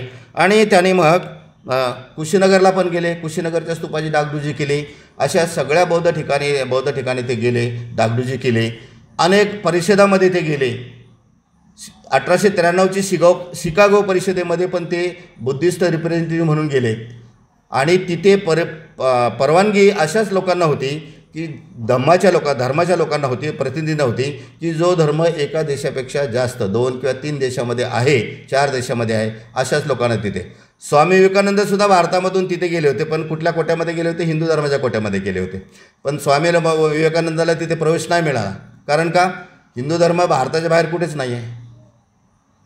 आणि मग बुद्धिस्ट कोट्यामधून या अनागारिक धम्मपालांनी स्वामी विवेकानंद हे 1893च्या शिकागो धार्मिक परिषदेमध्ये बोलण्याची संधी मिळाली. आणि हे सहकार्य बघून किंवा बौद्ध धम्माचं तत्त्वज्ञान स्वामी विवेकानंदांनी मग थोडंफार आत्मसात केलं आणि त्यांचा कलसुद्धा मग तो बुद्ध धम्माकडे वळलेला आहे. तर या अनागरिक धम्मपालांनी जे मुक्तिविहाराची चळवळ चालू केली ती अजूनही चालू आहे. परंतु त्यांनी एक केलं की तिथे जी कमिटी आहे, व्यवस्थापन कमिटी आहे, त्या व्यवस्थापन कमिटीमध्ये आपल्या 4 बुद्धिस्ट प्रतिनिधींना तिथे संधी किंवा काम करण्याची परवानगी मिळवून दिली. 8-9 प्रतिनिधी आहेत. त्या 9 प्रतिनिधीमध्ये 4 बुद्धिस्ट, 4 हिंदू आणि 9वा सरकारी अधिकारी असं. तर अजिबात कुणीच नव्हतं. तर 4 लोक तरी आज त्या संघटनेमध्ये किंवा जे पुजारी म्हणून आहेत त्याच्यामध्ये 4 बुद्धिस्ट प्रतिनिधींना त्यांनी संधी मिळवून दिली. अशा या अनागरिक धम्मपालांनी धम्मप्रचारासाठी आपलं सगळं आयुष्य खर्च घातलेलं आहे. आणि शेवट 1933 साली मग त्यांनी खऱ्या अर्थानं उपसंपदा घेतली, धम्माची दीक्षा घेतली, ती भिक्षू झाले. परंतु दुर्दैव या देशाचं म्हणा, तुमचं आमचं म्हणा, की त्याच वर्षी या वर्षभरामध्ये त्यांचं निर्वाण झालेलं आहे. 27 डिसेंबर 1969ला त्यांचं निर्वाण झालं आहे. तर अनागरिक धम्मपालांनीसुद्धा हे ब्रिटिश काळामध्ये त्यांनी काय केलं आहे, फार मोठं धम्मप्रचार आणि प्रसाराचं संदेश वाहसाचं काम केलेलं आहे. त्याच्यानंतर डॉक्टर भदंत आनंद कौशल्यान आहेत, आपल्याला हे भारतीय आहेत. बाबासाहेबांच्या सोबत त्यांनी काम केलेलं आहे. 7 डिसेंबरच्या बाबासाहेबांच्या अग्निसंस्काराच्या वेळेला धार्मिक विधी त्यांनी संपन्न केलेला आहे आणि उपस्थित जो काय 15 लाख 20 लाख 18 लाख जो समुदाय होता त्या सर्वांना त्यांनी धम्माची दीक्षा दिलेली आहे. तर हे आनंद भदंत डॉक्टर भदंत आनंद कौशलायन यांचा जन्म 5 जानेवारी 1905 रोजी पंजाबमध्ये सोहाना गावात अंबाला या जिल्ह्यामध्ये झालेला आहे आणि ते पालीचे विद्वान तर होतेच, तर 20व्या शतकातील सर्वात क्रियाशील व्यक्ती, क्रियाशील लेखक, पाली विद्वान म्हणून त्यांची मान्यता आहे. 20व्या शतकातले हे त्यांना मान्यता मिळाली आहे जागतिक स्तरावरती. यांचं कार्य म्हणजे त्यांनी तर पालीमध्ये डॉक्टरेट मिळवलीच, परंतु बऱ्याच पाली ग्रंथाचं हिंदीमध्ये भाषांतर केलं. आपल्या धम्माचा प्रचार आणि प्रसार व्हावा, लोकांना धम्म कळावा म्हणून डॉक्टर बाबासाहेब आंबेडकरांनी प्रयत्न चालू केले आणि लोकांना संपूर्ण त्रिपिटकाचा सार म्हणून बुद्धाने त्याचा धम्म हा ग्रंथ इंग्लिशमध्ये लिहिला. बहुतेक बाबासाहेबांनी ग्रंथ इंग्लिशमध्ये लिहिलेले आहेत आणि त्यांना अजून काय त्याच्यामध्ये समावेश करायचं होतं, परंतु बाबासाहेबांचं निधन केवळ 53 दिवसामध्ये महापरिनिर्वाण झालं आणि तुम्हाला आम्हाला आम्ही संभ्रमात राहिलो. बाबासाहेबांच्या सोबत असणाऱ्या सहकाऱ्यांना धम्माची कुणाचा अभ्यास नव्हता आणि मग हा जो ग्रंथ आहे त्या बुद्धाने त्याचा धम्माचं पहिलं भाषांतर जर कुणी केलं असेल तर डॉक्टर भदंत आनंद कौशलायन यांनी इंग्लिशमधून हिंदीमध्ये केलं. बाबासाहेबांना त्या सगळे संदर्भ पण लिहायचे होते, पण त्यांचं महापरिनिर्वाण झालं. मग बाबासाहेबांनी लिहिलेल्या प्रत्येक गोष्टीचं संदर्भ त्रिपिटकामध्ये कुठे कुठे आहेत, पण तुमच्या माझ्यामध्ये संदर्भ नको. बाबासाहेबांनी हे लिहिलं आहे, त्याला आधार काय आहे तर बा सुत्तपिटकामध्ये आहे, विनयपिटकामध्ये आहे किंवा अभिधम्मपिटकामध्ये आहे, कुठल्या प्रकरणामध्ये आहे, कुठल्या पानावरती आहे, हे सगळ्यासहित त्यांनी हिंदीमध्ये ट्रान्सलेशन केलं आणि बरेचसे ग्रंथ त्यांनी हिंदीमध्ये लिहिले आणि त्याच्यामुळं काय झालं, हे भदंत आनंद कौशलायन याचं चरित्र इझिली तुम्हाला उपलब्ध होईल. त्यांनी लिहिलेले अनेक पुस्तकं बाजारात उपलब्ध आहेत, परंतु त्यांची खास पुस्तकं आहेत की यदि बाबा न होते, नंतर धम्मनायका, मनुस्मृती जलाई क्यू म्हणून पण त्यांनी पुस्तक ग्रंथ लिहिलेला आहे. त्यांनी पाली आणि हिंदी हा शब्दकोश पुन्हा बनवला लोकांच्या सोयीसाठी की लोकांना पाली भाषा शिकता येईल. 1975 साली या देशातली वर्णव्यवस्था ही वर्णव्यवस्था आहे की मरणव्यवस्था आहे हा पण ग्रंथ त्यांनी लिहिला आणि सुत्तपिटक, महानियान, महावंश, धम्मपंडा, मिलिंद प्रश्न, धम्मपद, जातककथा असे अनेक ग्रंथ त्यांनी हिंदीमध्ये लिहिलं आणि त्याच्यामुळे धम्माचा संदेश लोकांच्यामध्ये गेला आणि हिंदी आपल्या देशाची राष्ट्रभाषा आहे, त्यामुळे संपूर्ण देशामध्ये गेला आणि म्हणून ब्रिटिशकालीन हे सुद्धा संदेश ठरतात. पुढचे आहेत डॉक्टर धर्मानंद दामोदर कोसंबी. हे भारतीय आहेत. त्यांचा जन्म 9 ऑक्टोबर 1876 साली झालेला आहे आणि 1947 साली 24 जूनला त्यांचं निर्वाण वर्ध्यामध्ये झालेलं आहे. विदर्भातले आहे. जन्म त्यांचा गोव्यामध्ये झाला, परंतु ते मूळचे विदर्भातले आहेत आणि विदर्भामध्ये किंवा महाराष्ट्रामध्ये भारतामध्ये त्यांनी काम केलेलं आहे. तर ते पण फार मोठे धम्माचे अभ्यासक तर होतेच, पण पालीचे होते. श्रीलंकेमध्ये जाऊन त्यांनी पालीचा अभ्यास केला, डॉक्टरेट मिळवली आणि भारतामध्ये धम्मप्रचार आणि प्रसाराचा पाया त्यांनी घातला किंवा त्यांचं मोलाचं योगदान आहे. तर त्यांनी अनेक पुस्तकं मराठीमध्ये लिहिली. पाली ग्रंथाचं मराठीमध्ये ग्रंथ लिहिले. मिलिंद प्रश्न आहे, जातककथा आहे, भगवान बुद्ध आहे, भगवान बुद्धांचं चरित्र आहे, समाधी मार्ग आहे, बुद्धचरित्र आहे. विशेष म्हणजे बोधिसत्व हे नाटक धर्मानंद कोसंबी भिक्षूंनी लिहिलेलं आहे. बोधिसत्व हे नाटक आणि त्यामुळं हे सुद्धा ब्रिटिश काळातले बौद्ध धम्माचे संदेशवाहक आहेत. असे अनेक आपल्याला माहिती आहेत, परिचित आहेत. तर आपण वेळेअभावी आता डिटेलमध्ये जाणार नाही, पण थोडक्यामध्ये एक सारांश म्हणून तर आज कनिंगहॅमबरोबर अलेक्झांडर कनिंगहॅमबरोबर तो तर काय एवढ्या एका वेळेला उत्खनन सगळीकडे चालू केलं आणि त्यांनी अनेक ठिकाणी त्याचे अधिकारी नेमलेले होते. आणि मग असेच काय अधिकारी होते तर त्यातलं इंडिया भारतामधले बेस्ट आर्किओलॉजिकल आहेत आर्किओलॉजिस्ट आहेत ते ब्रिज बन्सीलाल आहेत. आणि त्यांनी झाशीमध्ये डिस्कवरी केलेली आहे किंवा शोध लावलेला आहे. तक्षशिला विद्यापीठाचा शोध लावलेला आहे. हडप्पा आणि सिंधू संस्कृती याचा शोध लावलेला आहे. भगवान इंद्रजित हे आर्किओलॉजिस्ट आहेत. मुंबईमध्ये नालासोपाऱ्याचा जो स्तूप आहे या स्तूपाचा शोध या आर्किओलॉजिस्टने लावलेला आहे. भगवान इंद्रजित. लुंबिनीचा जो स्तंभ आहे त्याचा शोध फुहरर याही अधिकाऱ्यांनी लावलेला आहे. आणि असे अनेक लोक आहेत की ज्यांनी धम्माचा प्रसारासाठी कार्य केलेलं आहे. बौद्धांच्या व्यतिरिक्त काही वैदिक किंवा हिंदू धर्माचे लोकही त्यांनी बुद्ध तत्त्वज्ञानावरती ग्रंथ लिहिले, बुद्ध चरित्रावरती ग्रंथ लिहिलेले आहेत. तर याच्यामध्ये आहे राहुल सांस्कृत्यान आहेत, जगदीश काश्यप आहेत, महाराज सयाजीराव गायकवाड आहेत. सयाजीराव गायकवाड सर्वधर्म समभाव पाळत होते. बाबासाहेबांना त्यांनी मदत केली आपल्याला सर्वसूत माहीत आहे. परंतु तो वर्षातून ते एक आठवडा सर्व धर्मांचा एक मेळावा लावत असे. आणि त्यांनी आपल्या भिक्षूंचं धर्मानंद कोसंबी यांचं एका आठवड्यामध्ये 5 प्रवचनं ठेवली होती बडोद्यामध्ये त्यांच्या सरकारमध्ये की धम्माचा प्रसार होण्यासाठी. म्हणजे महाराज सयाजीराव गायकवाड यांनी बाबासाहेबांना मदत केली, पण त्यांनासुद्धा बौद्ध धर्माची आवड होती आणि आपल्या राज्यातसुद्धा बौद्धांचं तत्त्वज्ञान रुजावं आणि म्हणून त्यांनी डी कोसंबी यांच्या माध्यमातून प्रवचनाच्या माध्यमातून इथे बुद्ध धर्माचा संदेश वहन केलेला आहे.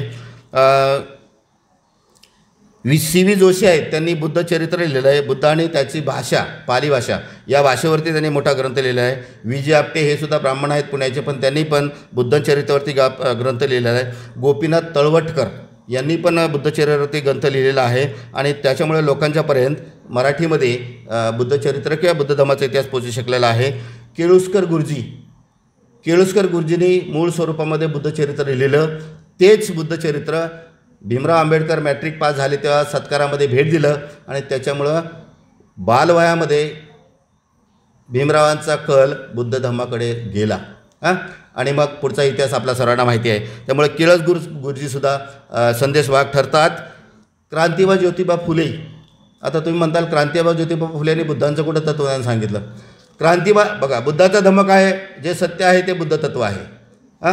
जे सत्य आहे ते बुद्ध तत्व आहे आणि जे निसर्ग निर्मित आहे, नियम आहेत, निसर्गामध्ये घडणाऱ्या घटना त्या बुद्धाने आपल्याला साध्या सोप्या भाषेतून नियमाच्या तत्वाच्या माध्यमातून सांगितलेल्या आहेत.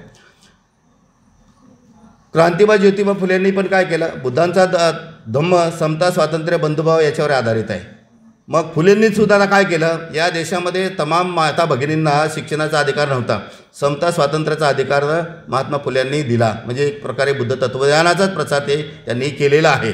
मुलींना जसं भगवान बुद्धांनी सर्वप्रथम या देशामध्ये महिलांना भिक्षू संघामध्ये प्रवेश दिला आणि स्त्रियांना पण जीवनमुक्त होण्याची संधी दिली, तसंच शैक्षणिक संधी पहिली जर कोणी दिली असेल तर क्रांतिबा फुले, सावित्रीबाई फुलेंनी दिलेली आहे. आणि म्हणून बघा, बुद्धांचा कार्यकारण भाव हा जगातल्या सर्व विज्ञानाचा पाया आहे.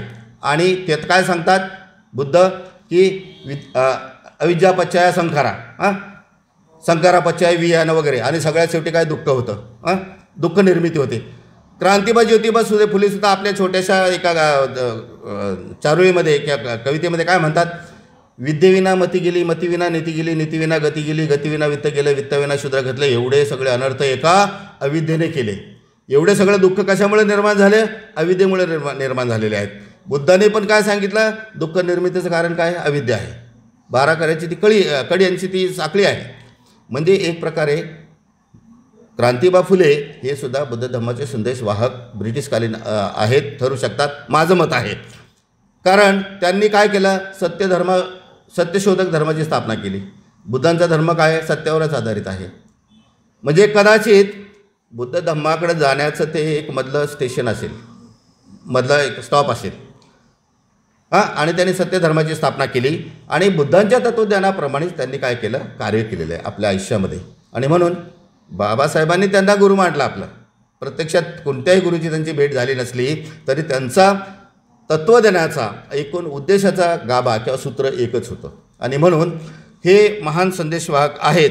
तेव्हा बंधूंनो भगिनींनो, विषय अजूनही लांबू शकतो. माझ्या माहितीप्रमाणे वेळ खूप झालेला आहे, परंतु हा नवीन विषय मी प्रथम हा दुसऱ्या वेळेला आज मांडतो आहे. 4 दिवसापूर्वी मी हा विषय मांडला होता आणि हा माझ्या अनुभवातून मी तयार केलेला आहे. कारण मला हा विषय अगोदर कुठे ऐकायला मिळाला नाही, परंतु माझ्या अभ्यासातून मी तयार केला आहे. याच्यामध्ये बऱ्याच काही कमी असू शकतात, त्रुटी असू शकतात, तर या त्रुटी आपण दूर करायच्या आहेत. आपणही याच्यामध्ये संशोधन करायचं आहे, अभ्यास करायचा आहे, चिंतन मनन करायचं आहे आणि हा विषय परिपूर्ण करून यथाशक्ती आपण त्याचा प्रचार आणि प्रसार करायचा आहे. की फक्त बाबा बुद्धिस्ट स्कॉलर्सनी किंवा बुद्धिस्ट मॉंक्स किंवा भिक्षूंनीच फक्त प्रसार केला असं नाही आहे. आम्हीसुद्धा भारतीय बौद्ध महासभेच्या माध्यमातून काय करतो आहे, धम्माचा प्रसार आणि प्रसारच करतो आहे. आमचं काम खूप छोटं असेल आणि सगळ्यात शेवटी जर धम्म संदेशवाहक कोण असेल तर तुमचे आमचे उद्धारकर्ते आहेत डॉक्टर बाबासाहेब आंबेडकर. संपूर्ण इंग्रजाच्या काळामध्ये सगळ्या आघाड्यावरती लढाया देऊन सत्याग्रह करून शेवटी बुद्ध धम्माचं तत्त्वज्ञान तुमच्या आमच्यामध्ये रुजवलं, तुम्हाला तयार केलं नाही का, आणि मग 35 साली धर्मांतराची घोषणा केली. म्हणजे तोपर्यंत तुमच्या मनामध्ये जे वैदिक धर्माचे संस्कार होते ते काढण्यासाठी बाबासाहेब आंबेडकरांनी आपल्या आयुष्यातली महत्त्वाची 5 वर्ष 7 महिने 11 दिवस काळाराम मंदिर प्रवेशाच्या सत्याग्रहावरती खर्च केलेले आहेत. का? कारण त्यावेळेला त्यांची गरज होती. कारण काय, जोपर्यंत तुम्हाला कळत नाही आहे की तुम्ही हिंदू धर्मातल्या उपजातीतल्या असून हिंदूच्या देवळामध्ये तुम्हाला प्रवेश इथले हिंदू लोक देत नाही आहेत, मग त्या धर्मामध्ये कशाला राहायचं, हे जेव्हा लोकांना स्वतः कळालं. वास्तविक बाबासाहेबांनी कार्यकर्त्यांना विश्वासात घेऊन सांगितलं होतं की आपण काय त्या मंदिरात प्रवेश करून पवित्र होणार नाही, आपली उन्नती होणार नाही. परंतु आम्ही जर या देशाचे नागरिक आहोत, आम्ही जर या त्यांच्या धर्माचे आम्ही धर्मामध्ये आहोत, हिंदू धर्मामध्ये आहेत, तर हिंदू धर्माचे अधिकार हक्क पण आम्हाला मिळायला पाहिजे. तो समता स्वातंत्र्याचा हक्क प्रस्थापित करण्यासाठी म्हणा किंवा खऱ्या अर्थानं आमच्या सगळ्या लोकांच्यामध्ये जागृती करण्यासाठी की बाबा तुम्ही त्यांचे असूनही ते तुम्हाला जवळ करत येत नाही, येत नाहीत, येऊ देत नाहीत. आणि मग बाबासाहेब आंबेडकरांनी जे अभूत असं कार्य केलेलं आहे, संपूर्ण जगाने त्याची दखल घेतलेली आहे. तर बाबासाहेब फार मोठे संदेशवाहक आहेत असं म्हटलं तर अतिशयोक्ती होणार नाही. तर बंधूंनी भगिनींनो, आपण बाबासाहेबांच्या कर्मभूमीमध्ये बाबासाहेबांच्या पुण्यानं आज 1500 रुपयाचा ग्रंथ विकत घेऊन अभ्यास करू शकता, तेवढं लायक आम्हाला बाबासाहेबांनी बनवलेलं आहे. आणि म्हणून एकच विनंती राहील की या विषयामध्ये अजून आपण चिंतन करून काय करा, हा विषय परिपूर्ण करा. आपण सर्वांनी हा नवीन विषय शांत चित्ताने श्रवण करून घेतला आहे. कुणीही कुठलीही चळवळ केली नाही, गडबड केली नाही, त्याबद्दल खरोखर मी आपलं मनापासून अभिनंदन करतो. आयोजकांनी मला आयत्या वेळेला आज इथे संधी दिली. माझा नियोजित विषय या शाखेमध्ये ह्या वर्षी नव्हता, परंतु तुमची माझी भेट होणार होती या विषयाच्या माध्यमातून, ती आज होणार होती आणि मी आज इथे आलो. कमी तिथे आम्ही हे आमच्या संस्थेचं तत्त्व आहे आणि त्या तत्त्वाला अनुसरून मी आपल्यासमोर इथे आज उभा राहिलो. मला शाखेनं, इथल्या कार्यकारिणीनं जी संधी दिली त्याबद्दल मी सर्वांचं ऋणी आहे, आभार व्यक्त करतो आणि सर्वांच्या प्रती मंगलाची मंगलकामना व्यक्त करतो. आणि असंच आपण धम्मश्रवण करा, कारण श्रवणामधूनही आपल्याला काय मिळते, प्रज्ञा मिळते, प्रज्ञा मिळते. आणि म्हणून ज्ञान मिळवायचं असेल तर विहारामध्ये आलं पाहिजे. आणि आमचे सरोद गुरुजी एका गीतामध्ये म्हणतात, तथागतांची अमृतवाणी बुद्ध विहारी पडते कानी. आणि म्हणून विहारामध्ये नियमित या. जे कोणी अभ्यासू उपासक येतील, वरिष्ठ असतील, त्यांच्याकडून जे काय 4 शब्द धम्माचे ऐकायला मिळतील ते ऐका, कारण त्याच्यामुळे तुम्हाला काय श्रुतमय प्रज्ञा मिळणार आहे. तर बंधूंनो आणि भगिनींनो, पुन्हा एकदा सर्वांचे मनपूर्वक आभार व्यक्त करून, अभिनंदन करून, आयोजकांचं, संयोजकांचं, सर्वांचं मी अभिनंदन व्यक्त करतो. आजचे दानदाते, विशेष करून जे शेळके परिवार आहे यांचं मी अभिनंदन करतो, कारण त्यांनी आज खूप मोठं पुण्यकर्म संपादन केलेलं आहे. आणि हा नवीन विषय मला इथे मांडण्याची संधी दिली आहे आणि तुम्हाला तो श्रवण करण्याची संधीसुद्धा दिलेली आहे. तुम्ही सर्वांना वेळेचं दान दिलेलं आहे. दानाला खूप महत्त्व आहे धम्मामध्ये. आणि म्हणून असंच पुण्यकर्म सर्वांनी संपादन करत राहा, एवढीच मंगलकामना व्यक्त करतो आणि आपली रजा घेतो. जय भीम, जय बुद्ध, जय भारत.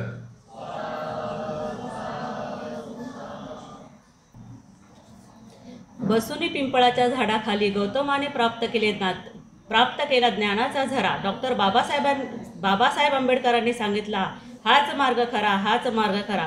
म्हणून चोहीकडे वाहतो ज्ञानरूपे अमृताचा झरा. असेच या पद्धतीने आज गुरुजींचे प्रवचन झाले. गुरुजींना पुन्हा एकदा जय भीम. तसेच स्वागत समारंभ. प्रवचनकारांचे स्वागत अध्यक्ष करतील.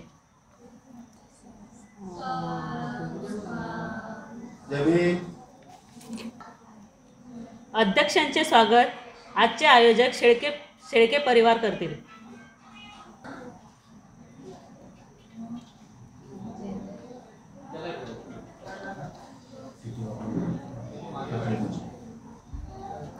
कोण करणार? बौद्ध मित्र मंडळांचे अध्यक्ष काकडे गुरुजी यांचं स्वागत शेळके परिवार करेल.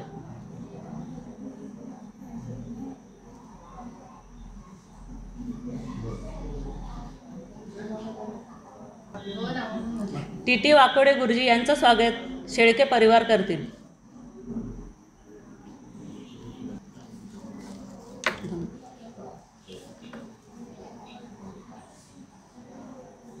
आपले आजचे आयोजक प्रवचनकारांचे स्वागत करतील व त्यांना धम्मदान देतील अशी मी त्यांना विनंती करते.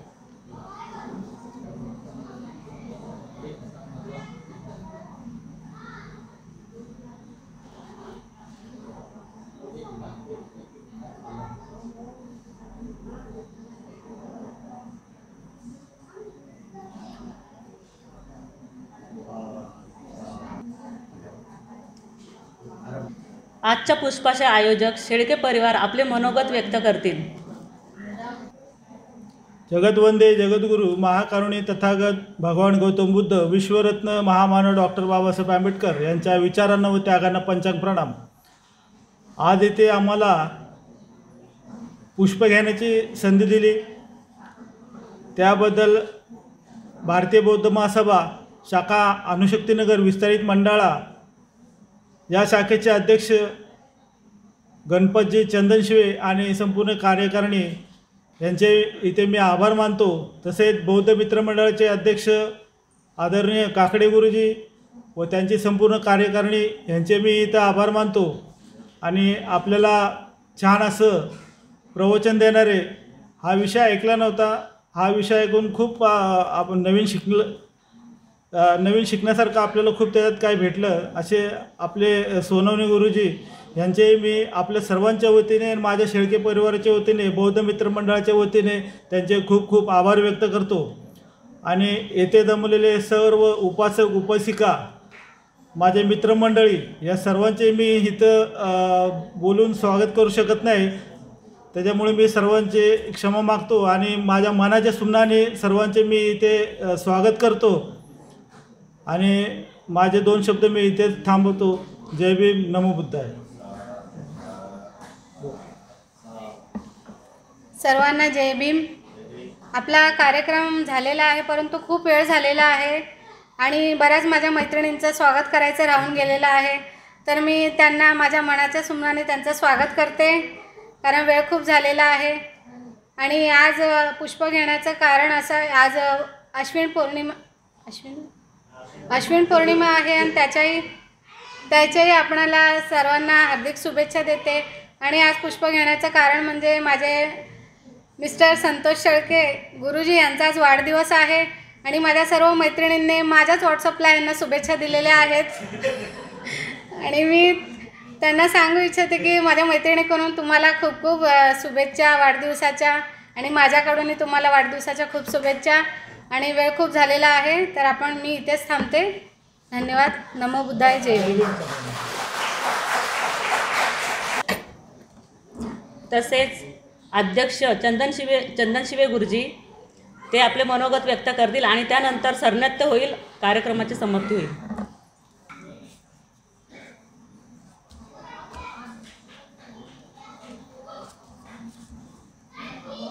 सर्वांना पुन्हा एकदा जय भीम. आज गुरुजींनी आपल्याला ब्रिटिशकालीन संदेशवाहक हा नवीन विषय चांगल्या प्रकारे समजावून सांगितला आणि सर्वांनी खरोखरच शांतपणे ग्रहण केलेला आहे. आज अश्विन पौर्णिमा ही वर्षावास प्रवचन मालिकातील आजची म्हणजे 3 महिन्यात शेवटची पौर्णिमा आपण म्हणू शकतो. आज वर्षावास समाप्ती होते आणि त्यानंतर आपण जे गुरुजींनी सांगितल्याप्रमाणे आपण जे ब्रिटिशकालीन संदेश वगैरे ह्यामध्ये बरेच गुरुजींनी चांगल्या प्रकारे आपल्याला समजावून सांगितलेलं आहे.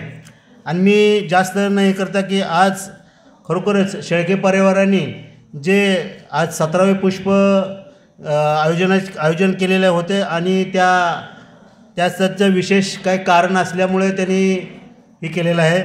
आज बौद्धाचार्य व बौद्ध मित्रमंडळाचे अध्यक्ष संतोष शेळके गुरुजी यांचा वाढदिवस निमित्त आयोजन केलेलं आहे. तरी त्यांना भारतीय बौद्ध महासभा शाखा अणुशक्तीनगर विस्तार मंडळा व चंद्रशेखर परिवार यांच्याकडून त्यांना मंगलमय शुभेच्छा देतो. त्याचप्रमाणे रविवार दिनांक 24/10/2021 रोजी सायंकाळी 7 वाजता आपण सांगता समारोह आयोजित केलेला आहे. वर्षावास प्रवचन मालिकाचा सांगता आयोजित केलेला आहे. तरी आज जशी सर्वांनी उपस्थिती दाखवली तशी सर्वांनी उपस्थिती दाखवावी ही विनंती करतो. आणि मी जास्त न बोलता इथंच थांबतो. नमो बुद्धाय. जय भीम.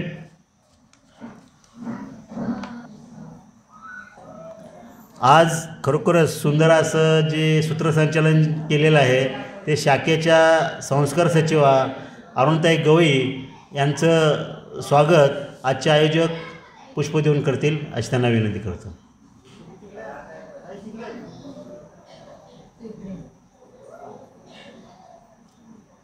साधू साधू साधू.